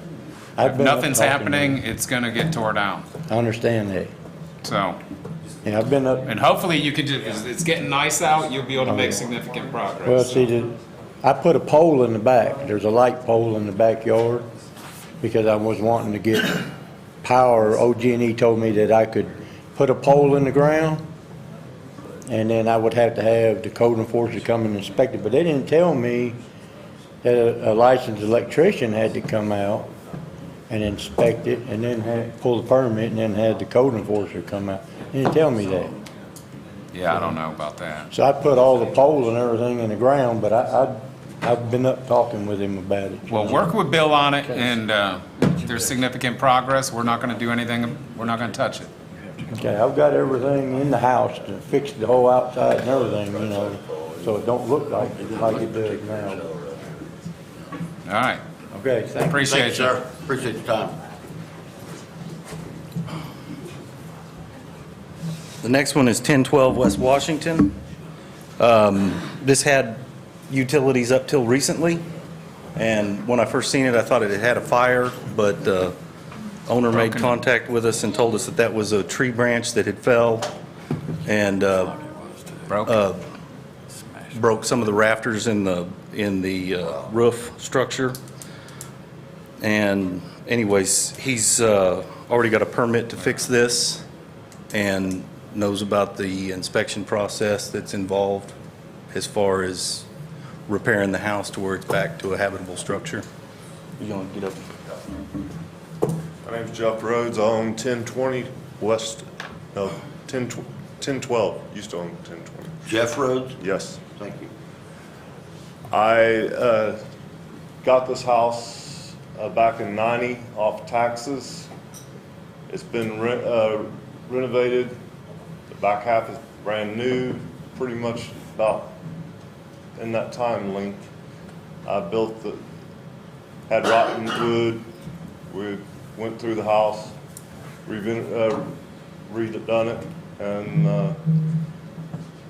our plans with it is to let my youngest daughter back here move into it after it's finished. Right now it's sitting in, all rafters are fixed. I have permits and working with Bill, I believe his name is. And so it's got plywood dried in, but we just had that freeze, so I was trying to making it to the first, but it didn't get there. So that's what our plans are, get my daughter in it. Cool. All right, and there's never been no mowing fees or nothing on this property. And I can attest to what he's telling you. I went by there myself, because I know Jeff, and the roof is fixed now. His son lives directly next door to it, and his daughter owns property on the other side of it, so He's a good citizen to take care of his properties. So it sounds like significant progress is being made. Yes, sir, and it will continue. There you go. Thank you. I've done that whole north side of that block started in 95 on 1020. That's before I was born. Yeah. She's the one that, when she was 5 years old, helped me stick down the sticky floor in the kitchen in that house. So There you go. she has memories in that house as well. The next house is 1115 East Springer. We've already been contacted by a demolition company that's has intent of removing this structure. As you see, it's got a By pad- the owner? No, by the demolition company. They've already applied. We don't have any releases from the utilities yet, but they're in the process. Let's go up here. No? So the owners are, Okay, my thing is this. and Come talk to us. Come talk to us. Yes, because you're talking about there's already been a release from a demolition company. How? We just got, because I happen to be rolling up to my house, I live, okay, that's actually 1120. Ma'am, hang on. Could you give us your name and My name address? is Erica Bird Thompson. I am Erica what? Bird Thompson. Bird, Eric, let's just go with Erica Bird. Okay. I got a hyphenated last name, but the actual address of that structure is 1123 East Springer, because the house next door is 1115, which is where I live. That property was owned by my grandparents, so there's several different areas to it. It's still in my grandparents' name. I happened to be coming up to my house when I saw the posting on the door, on the door of that property. And then maybe days later, I got an actual notice, but I know nothing about a demolition company ready to knock it down. This is the first I'm hearing of this. what do you want to do with this? My name is Wanda Parks. My daddy built that house. She hadn't heard anything about it. I grew up there. And I grew up there. Henry S. Parks is his name. He raised 7 children. He built that house. What do y'all want He to built do? the house next door. We want to renovate it. There you go. My Go brother for it. lives in Arkansas, and he has always planned to do that. There are several generations of us. We come here to Guthrie, our home, every year for reunion, and we want that house. Yeah, and like I said, that whole demolition thing, I never heard anything about that, about some demolition company trying to put in to knock it down. Why is there a demo? Why is that? Is that like from last year? Absolutely had a company come in and ask for a permit to pull the demo permits. It's for the owners, Henry and Ida Parks. Is that They're correct? Okay, they're deceased. Okay. And you said nothing to The us? letter would have went to 1115 East Springer. Didn't get, okay. So that's and you're saying that's the house next door? Exactly. Yes. Okay. That's But our property. The letter that came to the house is the same thing that's posted on the door, that y'all posted on the door. I got that posting later. I got the same letter later. But I thought I had some time. Nobody said, hey, the notice just said, come to this meeting. It didn't say nothing about, we're gonna knock it down. We already have somebody lined up to knock it down. Okay. Yeah, we were given Do no we know notice the about people who knocking live down. next door to the house? I do. She Oh, does. you That's do? me. Oh, okay. Daddy built that house, and he built the one next door. Yeah, my grandfather built it. My And daddy he had the house that I live in built. We can do the family He reunion raised somewhere him. else. Can we move forward? Well, the thing is, No, the couldn't thing have. is, though, where did this whole demolition come from? Well, ma'am, let me jump in real quick. I Yeah, think where this that's just part of the process. That's where just this part is of the coming from is because the owners are deceased. Uh-huh. Okay, and that's what Bill was seeing, is that the owners were deceased, so there's nobody here, and that's what that was for. And so he posted it, and now you're here. So you have the same amount of time as everybody else that we've discussed in this meeting to start making significant progress on his house so that it doesn't get tore down, or Bill, that you don't have to tear it Is her down. house further along than anybody else's in terms of being torn down? No, they're all. All right, thank you. That's what she needs to do. That's what she needed to Yeah, hear. that's what I need to know. Yeah. That's what she needed to hear. Confusion on that other end. Yeah, you don't have to worry about that. It's not like Yeah. nobody said anything to me about demolition, right? Yeah. Fix your house, we want you to. Yeah, you don't have to worry about that. We want As you to long as have your significant progress is made, nothing's gonna happen. Okay. Okay, and what is this significant progress about the outside? Ma'am, Yeah, he'll show you, he'll tell you all about it. Thank you, Dan. He can tell me about it. All right, okay. Thank you all for coming. That took me way.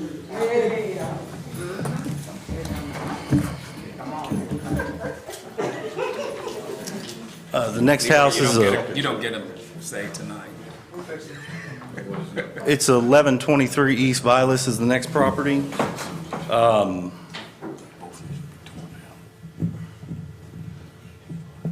Mr. Roper's made contact with us. This house actually has utilities.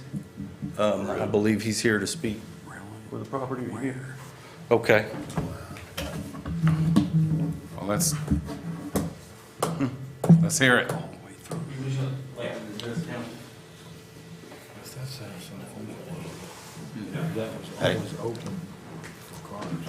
Now, my wife couldn't be here tonight because she had back surgeries and knee surgeries, and so she can't stand or sit and get Your up the name? stairs. So my name is Ralph Roper, and that's at 1123 East Vilas. What's your plan? Pardon? What's your plan? My plan is that two-story part, I started on that probably about 20 years ago of building it. That two-story part, I'm going to tear off. I'd already started and put the fence up and everything before I even got the letter.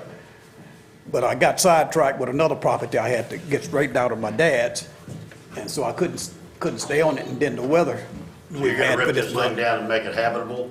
Yes, I'm gonna just tear the two-story part out. The other part's good, but the other part is fully furnished. I still have gas, I still have water. I would have electricity if the storm hadn't came a couple of years ago and broke down my line. They put the line back, but I'm gonna have to put in a new meter base. So my plans is to tear it down, and I'd already started, but I have to clean up all around it so I can have a place to put my lumber. Fantastic. Because lumber is high now, and I'm gonna rebuild that bottom part down there on the. So start getting your permits from Bill and start showing us significant progress, and he won't do anything. No problem. Thanks, sir. All right, thank you. Yep. Thank you.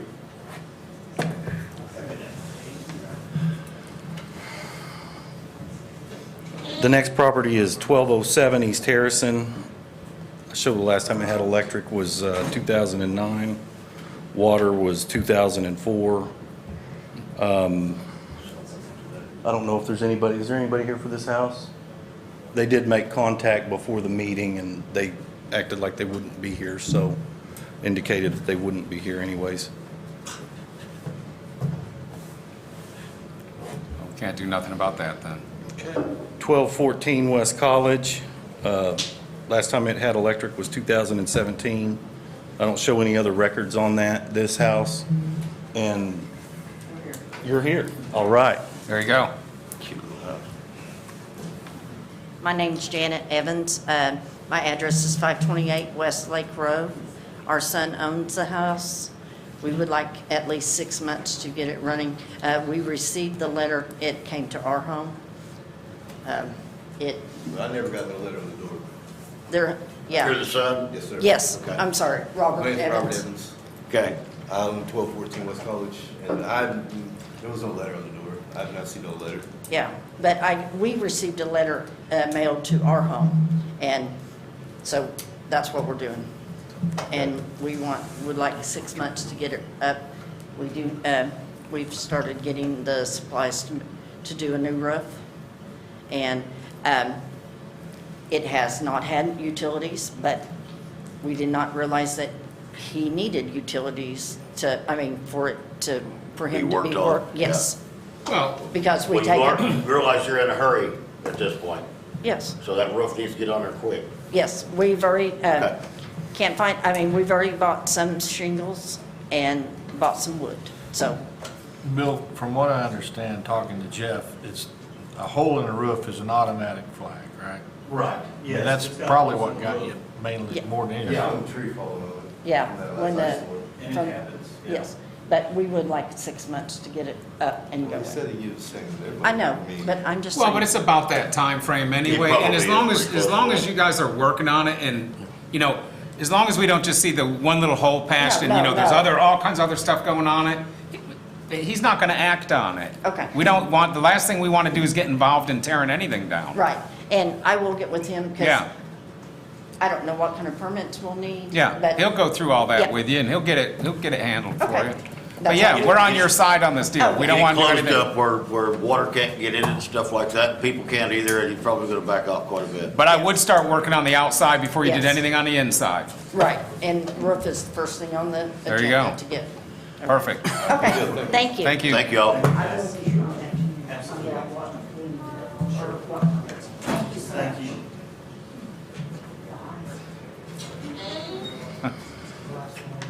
Next house is 1301 East Vilas. What? Oh. 1301 East Vilas. Last time it had utilities was in 2017. Of course, it's got holes in the roof and needs some significant repair. I don't think we have anybody here for this house. It is owned by a management company, a property management company. And they're So aware of what's going on. They are. They did make contact. Do they want to tear it down, or do they want us to tear it down? Not managed it very On this well. 1301 East Vilas, when you talked to them, did they act like they wanted to fix it up or tear it down? I believe we were playing phone tag for about. Okay, so we haven't talked to them. Just do your Yeah. process and do what you got to do. Yes. Next house is 1610 West Mancher. It looks like last time it had water was in 2000. He's still here. It's really bad. Okay. Owner's here to talk about the property. Well, looks like you got two of them going on. Yeah, Come on, lucky winner. Larry? Larry Ladd, 1610 West Mancher. Don't be afraid. I understand how this works now. I would like to fix it.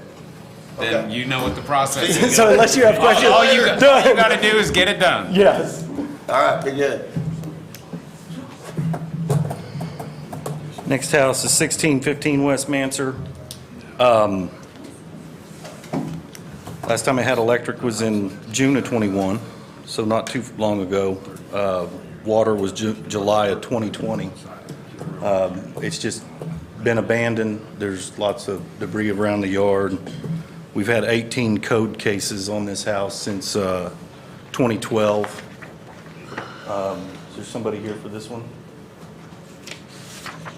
Okay. Follow your process. Were there like open, I wasn't seeing, I guess, were there Yeah, open there's- windows or something, or doors, or? Yeah, busted windows. Okay. Some foundation issues in the back. You just got the process going, so Yeah, do what you it's do. wide open, so it's a nuisance. And on that one specifically, at one point I had sent out unsecured structure notice as well. Still received nothing. Yeah, just do your deal on it, and we move forward on it. What's the deal with this one? The last house is 1811 East Springer. It has had utilities up till recently. I'd say December of 21 for the water. Electric's still current on this house. We've had a lot of code cases here. They started back in 2018. Started out with just an RV in the backyard with people living in the RV. Didn't have goats in the backyard at one time, Oh, did they? huh? They didn't have goats in the backyard at one time? No, it was a different house. But, So what's the dilapidation here? well, the house is in disrepair. You know, the eaves have openings on the eaves. It's been without utilities several times over the last few years. It's more of a nuisance because it became more of a kind of a flop house, so to speak. At any given time, we'd come up and do a code inspection on this. There'd be people living in the garage, Is the owner here? outbuildings. Somebody here to speak about this? Okay, yeah.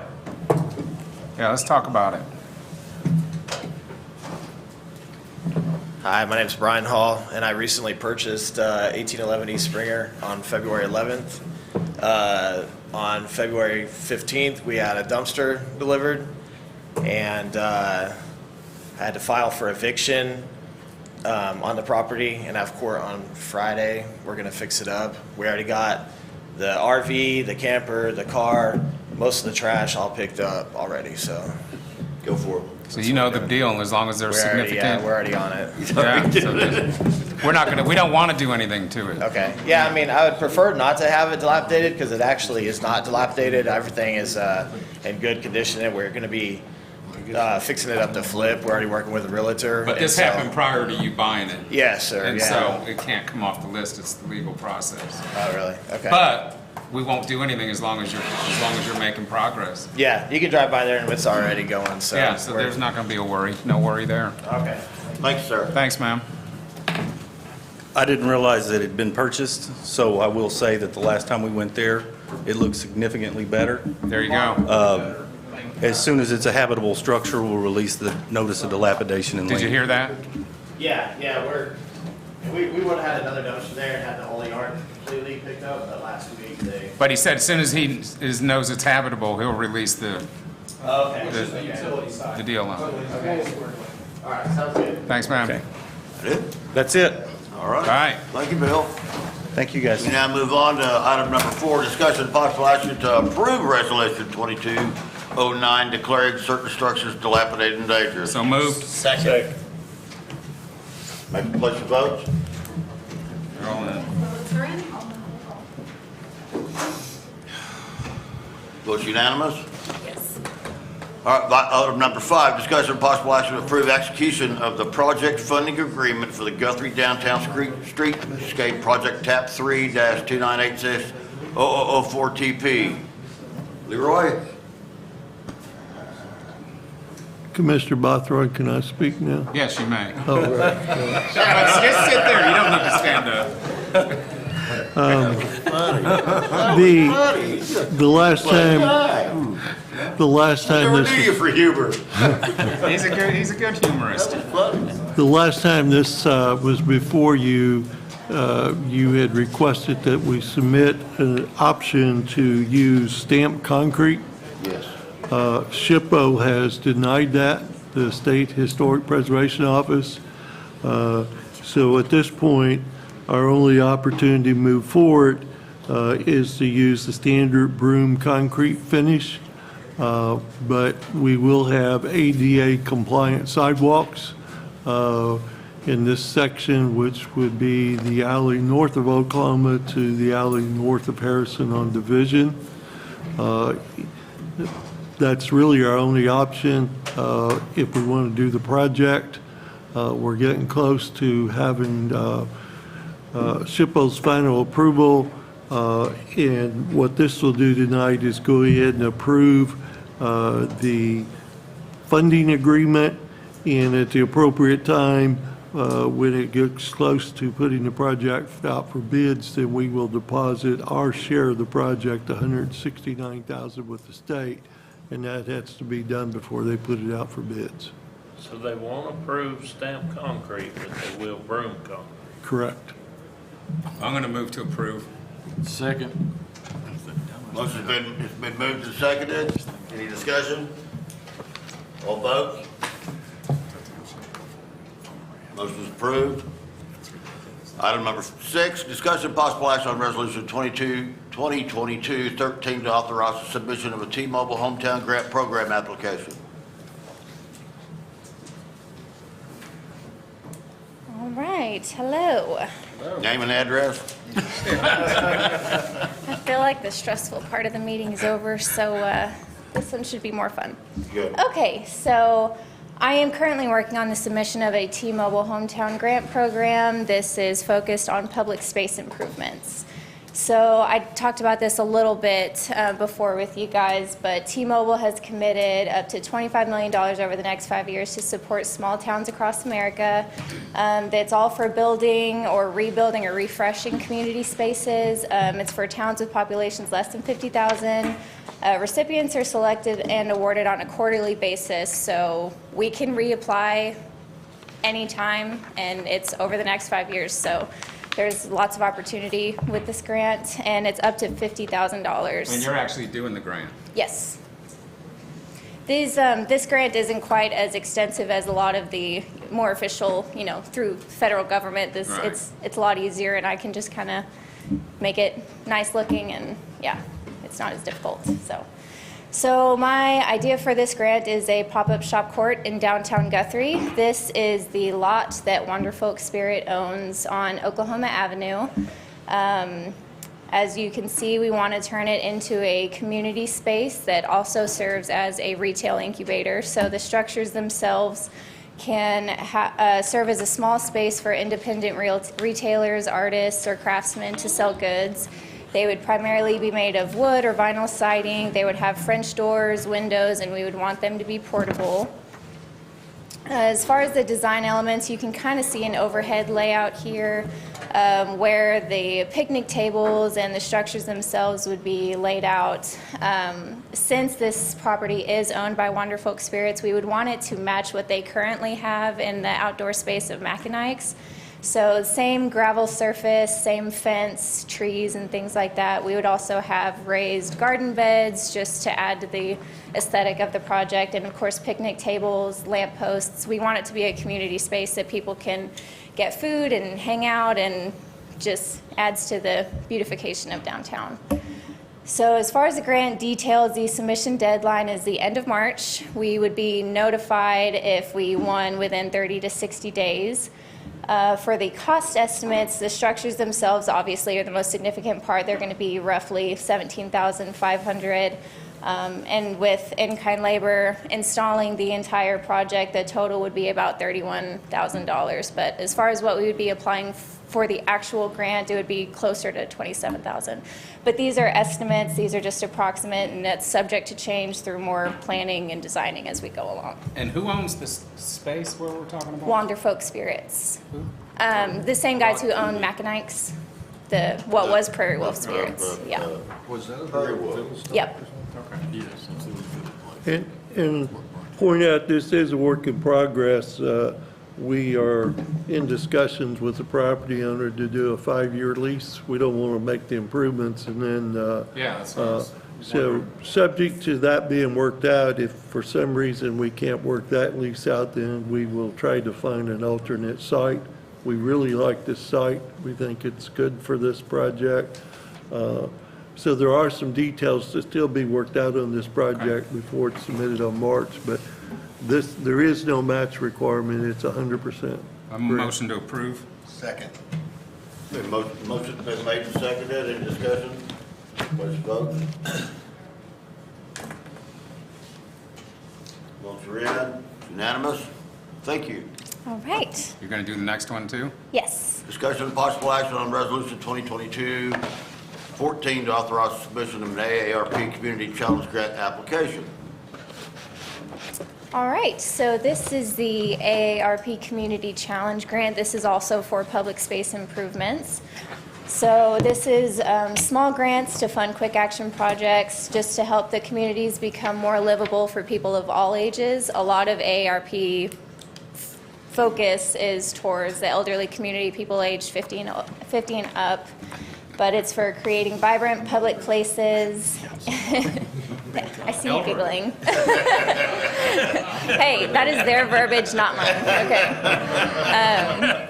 So the most money that has ever been awarded through these grants is about $50,000, but in speaking with our state AARP reps, a more reasonable award ceiling is about $30,000. These are usually pretty small grants. So what I would like to do with this grant is improvements to Highland Park. We want to make it more age-friendly, and we want to attract more families. This has been one of our last parks to receive funding for playground equipment and things like that, and I would really like to get, the team at the City of Guthrie would really like to get this park looking nicer. So, yeah, I would agree to that. The first option for this grant, which I would like all of your help deciding on, our current swings are featured here on the left. The proposed improvements that we have is an arch swing, a friendship swing, and 2 toddler swings, and then a turf play surface.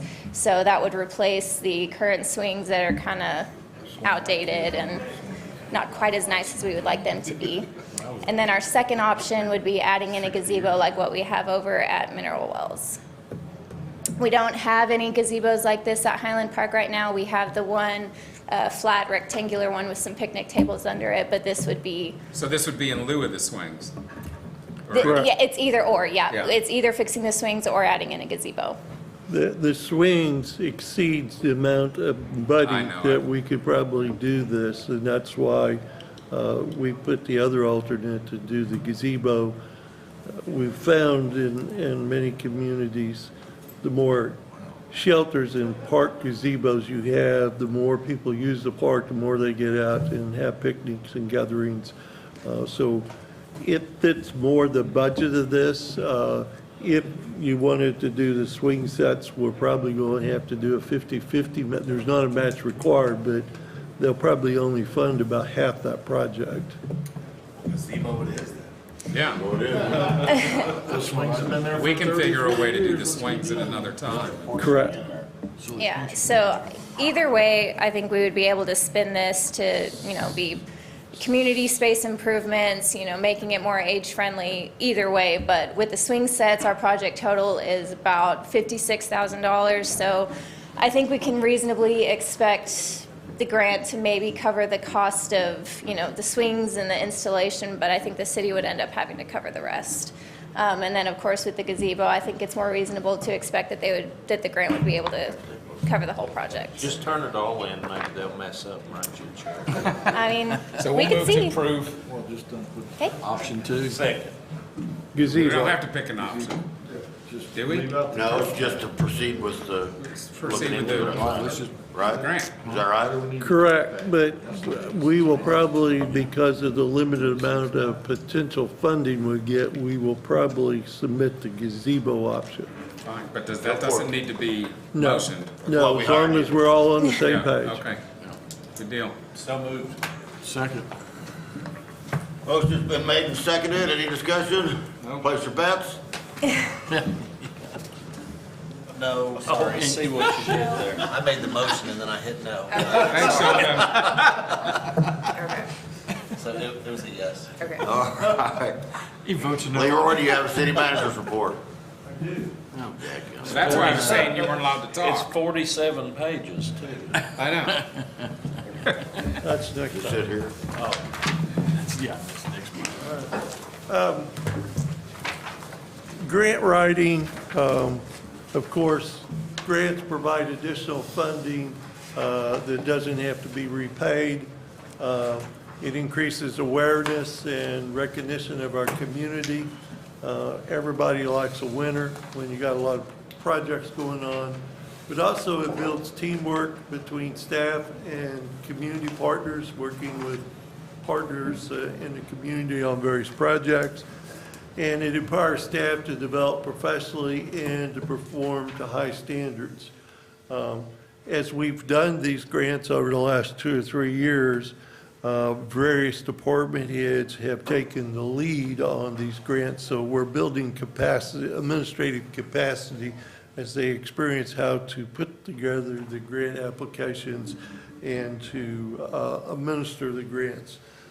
And almost all our department heads have had an opportunity to take the lead on a grant, and then the whole team supports them.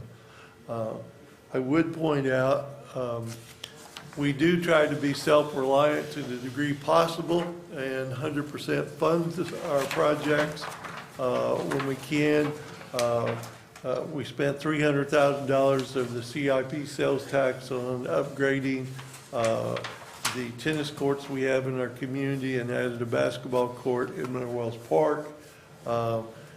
We set aside funding each year out of the CIP sales tax and out of the user fee to generate money to do road projects. We have funded through a combination of the CIP sales tax and wastewater revenue, a $20 million wastewater treatment plant project, and then also out of the 3/4 of sales tax, we 100% funded Banner Park. So we do a lot of projects without grants, but also we have a lot of critical infrastructure that we've talked about that's beyond our local financial capacity. And so there is a lot of federal money out there right now under the American Rescue Plan Act Of course, the Economic Development Administration has $3 billion of supplemental funding in addition to the regular program. There's been money set aside for Amtrak. Under the Infrastructure Investment and Jobs Act, there's $110 billion set aside for roads, and two programs under that. One of them is called a RAISE grant that I'll talk a little bit about in a minute for road projects. And then last Friday, we found out about an airport terminal program that is a $5 billion fund, and they'll award $1 billion of it each year. We have been successful with grant applications administration. This is just some of the examples of grants that we've used at Winter Wells Park. 50-50 grant, half of it is paid for with a grant of the Water Conservation Fund. We've used USDA money to buy 2 ambulances. We used USDA money to buy a Pierce fire pumper. And then we also used a USDA grant to buy a street sweeper. So far, in the last 30 months to 3 years, these are the various grants that we've gotten. Land and Water Conservation Fund, of course, the big one that we're still waiting on release of funds is the $1 million we got that we're matching $1 million to do 3 new softballs at Owen Field. But we've gotten just over $1.4 million out of Land and Water Conservation Fund. We've got $900,000 from the Community Development Block Grant Program. 2 of those are funding water improvement projects, replacing water lines and valves, and the other one is replacing HVAC equipment on 7 buildings and replacing windows. No match, that was 100% grant.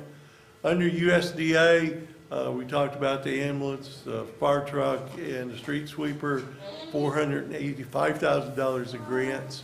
Workforce development, working with the Chamber, Meridian Tech, and the city collaboratively, we got $100,000 for a film crew institute at the new Career Tech division. So in total, we have, and we've gotten several small grants, we're over $3 million in grants. And then the other funds, if you look at this grant funds, out of that 6.8 million is paying almost 43% of that project. We've used CARES Act, we've used our ARPA money that come to us as small cities. We've used money from the EMS district, and we used FEMA reimbursement for some of Tenny's equipment. But out of that 6.8 million, only 28% of it, 7% come out of general fire or public works authority fund, and 21% comes out of the CIP sales tax, and most of that is going towards the softball fields. So out of that almost 7 million, we only used 28% of local funds, and the rest of it had been from other sources. So I think we've had some good successes. We do have some pending projects. We've applied for a soundstage in Industrial Park. Unfortunately, I found out late this afternoon, our soundstage did not get funded in the ARPA funds through the Economic Development Administration. But there will be another round of applications that we can resubmit it under the regular program, and we will be visiting with them to see what our opportunities are to enhance our application to try to get it funded under that program. Water distribution, we've applied for money through the state ARPA program on a 50-50 match. My understanding in talking to Senator Hall that's on that committee, The way they may do that is right now there is a program under OWRB where you get a loan and they forgive 25% of it. Well, they may take the ARPA money, put that with it, and you get 75% forgiveness. So that'll even be better than a 50-50 because we'll get 25%. But the additional 25% written off. We talked about the Trails Grant and the TSAC grant at our last meeting. Shonda just presented the ARP and T-Mobile, and I will talk in just a minute about 19th and Sooner Road and the airport terminal and the two grants we're looking at there. Hit the wrong button. Just wanted to highlight, we finished up the application for the Recreation Trails Program grant under the OTRD. And it will start at 5th Street, and there'll be some parking spaces there, and it will meander through this wooded area, which is basically Cleveland's old right-of-way, and then come to a pedestrian crossing bridge and go down to just where Noble Park used to be, and that green is Noble Park. And in future phrases in blue is other projects that we would like to apply for. The pavilion is still there, and we're showing, as we learn, different sites where historic structures used to be. One thing I would point out, when we presented this to you, we originally had this segment from 5th Street over to the bridge as part of the TSAC grant. We felt that it would be more complete and more competitive if we included this segment along with this segment for the RTP grant. So what we decided to do is this segment will be in both grant applications. That's why this numbers look a little different than what we presented to you the other night. If both grants get funded, then we'll do a project amendment to take it out of one project or some kind of adjustment. So the grant we submitted, the cash expenditures is $396,400. The grant would be $300,000. Our cash match would be $96,000, and we will build a lot of the trails just like we did in Banner and Mineral Wells. So our in-kind labor and equipment will be $336,000 for a total project of $732,000. We submitted that application yesterday. Some of the amenities that will be on the trail, of course, this is a weathered steel bridge that will be 12 foot wide, that will provide pedestrian access, but it also is wide enough and carry the weight load for ambulance or maintenance vehicles, and police get access to it if we need to get access to the park. There'll be 2 historic stations to start with, and as we add more trails, we'll add more to talk about the history of Noble Park in the Elbow area. There'll be a trailhead map at the beginning. We'll have a water fountain. We've got 5 fitness stations, and this is just samples. They're fitness stations that we can buy the materials and build ourselves.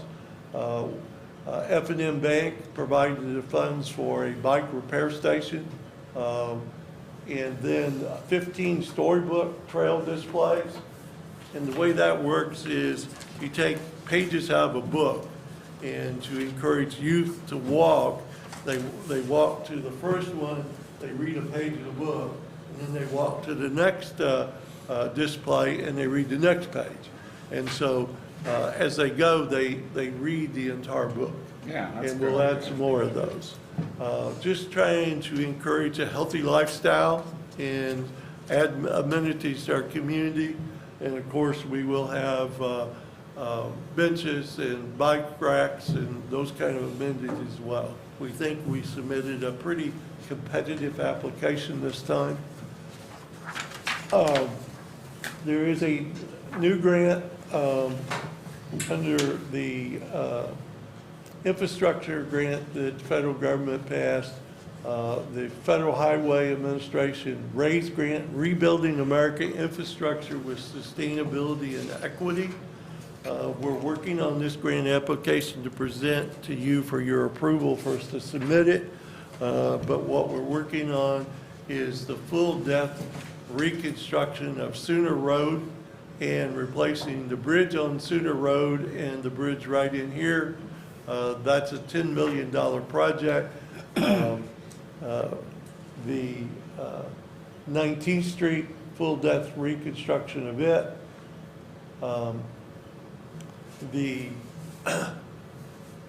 It'd be $12 million for all the 2 bridges and the 2 roads. This is an 80% grant, so we could get almost $10 million and almost $2.5 million, and that would come out of our 3/4 CIP sales tax. The application is due in April.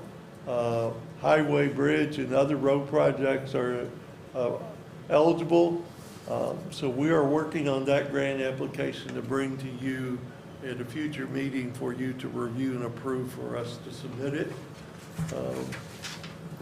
The other grant that we just found out Friday is the ATP, or Airport Terminal Program discretionary funds.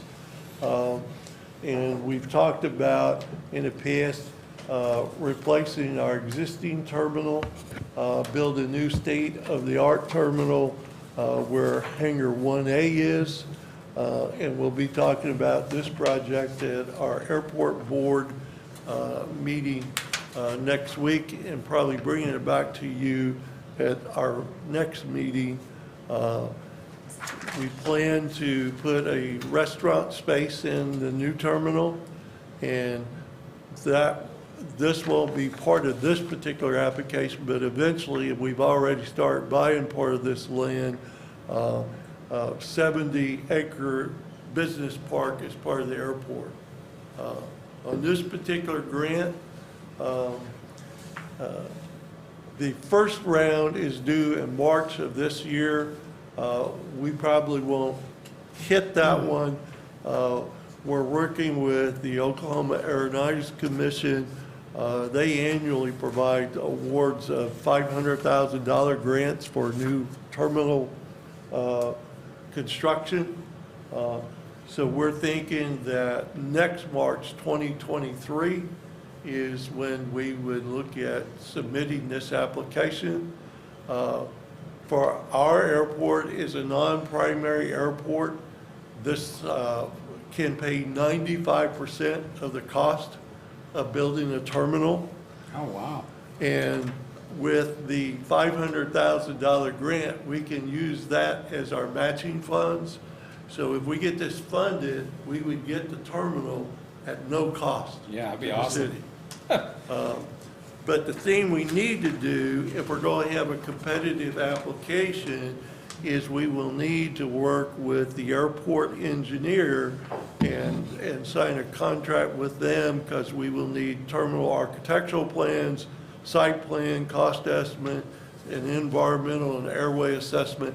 So we need the plans in hand before next spring, so that we'll be in a position to have a competitive application. Yeah. So after we visit with the airport board, of course, City of Edmond and City of Guthrie split the cost on the airport, but we'll probably be coming back to you to ask funding the development of the plans for the project, so that we have plans in hand by next March to submit for the FY 2023 project. And that's my staff report. I'd be glad to answer any questions. Did a good job, Leroy. Thank you. Thanks, sir. I have one question concerning the Highland Park thing. The largest cost involved there was the turf. Yeah. Could we do without the turf and get swings and a gazebo? Gazebo. Yeah. I mean, I thought so. gazebo with swings, but no turf. We really are reluctant to not kind of cut back and do playground equipment without the right type of surface under it, for a couple reasons. One, safety, and then secondly, ADA, handicap That's what the turf's accessibility. about? Correct. Oh, okay. So- I don't think either one of us understood that. So we'd rather do the gazebo out of this grant and then look for other funding opportunities so that when we do park improvements, we're doing it where we're providing a safe surface, but also a surface that makes it available for handicap access. All right, thank you, Leroy. Thank you. All right, comments from members of city council. Don, you got anything you want to say? Yeah. You know I was gonna, no. I figured you did. That's like why I started with you. While we're on the kick of the demolition deal, Okay. I don't know if the whole council knows, I know some of us know, but when we do the demolition and we have the money invested in that property, by state statute, we're supposed to be able to put it on that property's taxes, and the county is supposed to collect that back for us. Well, it's not happening in our county. So I think all of us need to put some tension on finding out why, whether we send our attorney over there and get to the bottom of it or whatever we need to be. We should be getting that money back, and they should be trying to get that back for us through the taxes. But the way I understand the way it's worked now is they worry about getting what they can get towards their tax bill, but they don't care about what we have against it. So whatever we need to do that, whether we send Billy over there with a hacksaw or whatever, I think that's something.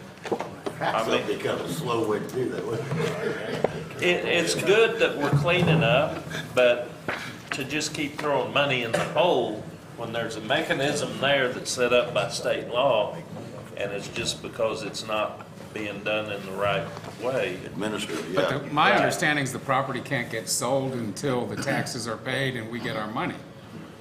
Well, it's a lien, it's a tax. The way it is our understanding and the way that it works in a lot of counties is when we send a bill to the property owners, they don't pay it, then it is recorded with the county and becomes a lien, and it carries the same weight as property taxes. In most counties, when you go in to pay your taxes, you can't just pay your property taxes and ignore the demolition lien. You have to pay both. If you don't pay it, then after so many years, it goes on for sheriff's sale. But the way it's been done in our county, it never goes to sheriff's sale because they're allowed to pay the property taxes to keep it off sheriff's sale and let our lien sit there. And can we foreclose on our lien? We can, but it's a very, foreclose on mine. Can There's a process. it's a very cumbersome process. Billy and I are planning on meeting with the assistant district attorney that advises the county to see if we can convince him that the statute is supposed to be followed the way we interpret it in the way it's done in other counties. So that'll be the first step, and Mr. Wheeler is supposed to be in the process of requesting that meeting, and hopefully we can make some progress there. Because otherwise, yes, we would never, our liens would never come into play because it would never go to tax sale. The only way they would come in lien if somebody was to sell the property and they had to clean up the title. But yes, you could foreclose on them, but that is a pretty cumbersome process. And I'll let Billy, when you go city take tax clerk. up. Thanks for that information, I didn't know that. And to clarify that, so basically if they come in and just pay the minimum, it just passes it down the road. I get it. So if they don't Right. pay anything, it doesn't I get it. affect us, but the county's giving them the option to pay a minimum I know. amount that doesn't include ours, and then it never accumulates in 3 years, it never goes to the sale. I know 2 or 3 properties I know of here in town that I've seen that several times. They'll be on the list, and the day of or the day before, they go in and pay a pittance towards that. Although once it's off of the sale deal, and it starts the process all over again. John, your 5 minutes is up. Jeff? Yeah. I was commenting to the city attorney. That's okay with you, man. Jeff, do you have any comment? Staff, thank you. You guys did a great job tonight. All of you did. I really appreciate it. Thank you too, Leroy. I think this is great tonight.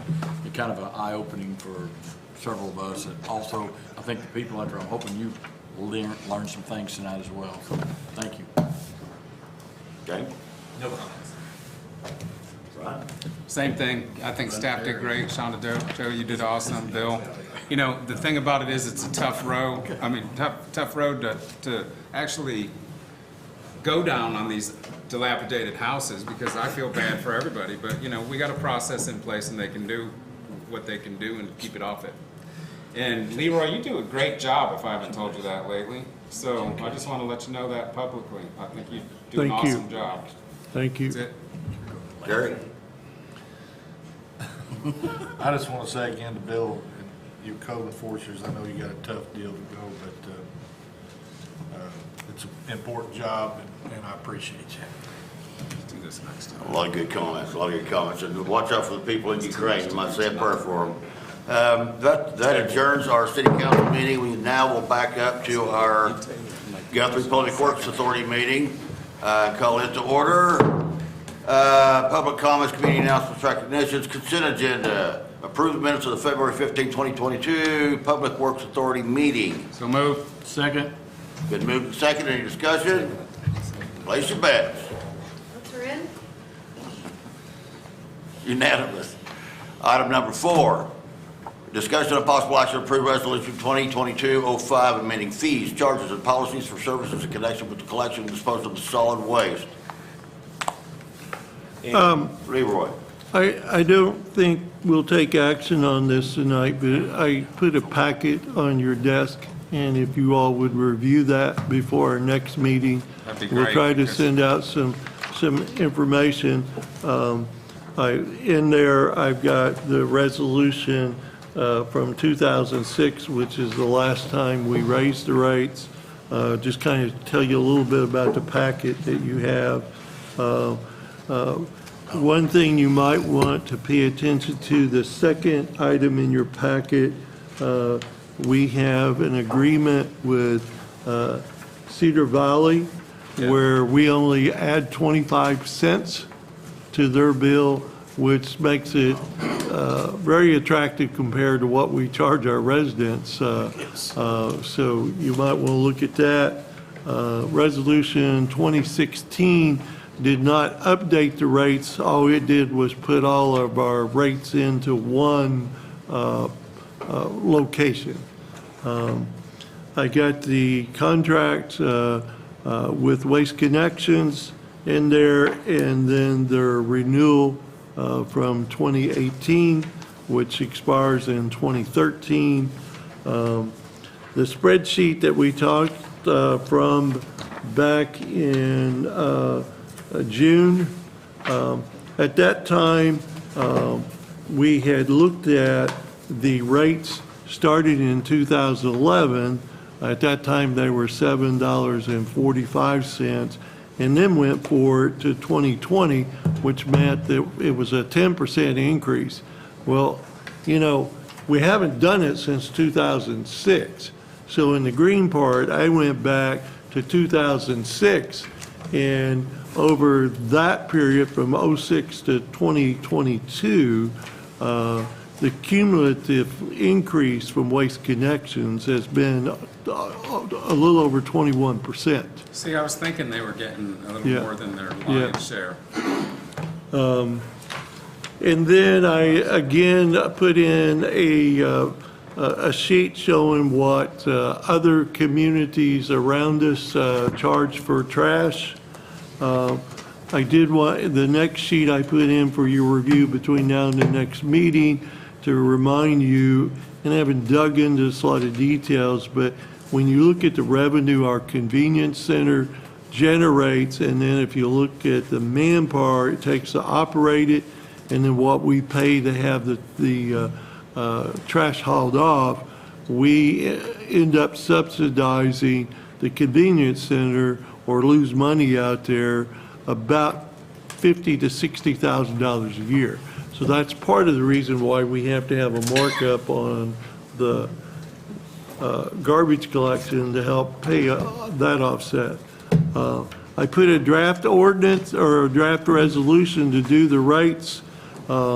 And Exhibit A, I just put spots, holders to put the new rates in. One of the things that I think there's some broker accounts where we have 3 businesses in town. They don't pay any markup at all. So I've added a section on broker accounts so that we can start adding a percentage to their invoice as well. And then an automatic cost adjustment. So if we've got a markup, if Waste Connections, whoever our provider, goes up 2%, then ours ought to go up 2% plus that markup. And so I've started working on language to add for those 2 items. I've got the invoice from May of 2006, and I did a spreadsheet showing how that plays out as far as what it costs to provide those services and then what our revenue is. And it's kind of enlightening. It's all over the book.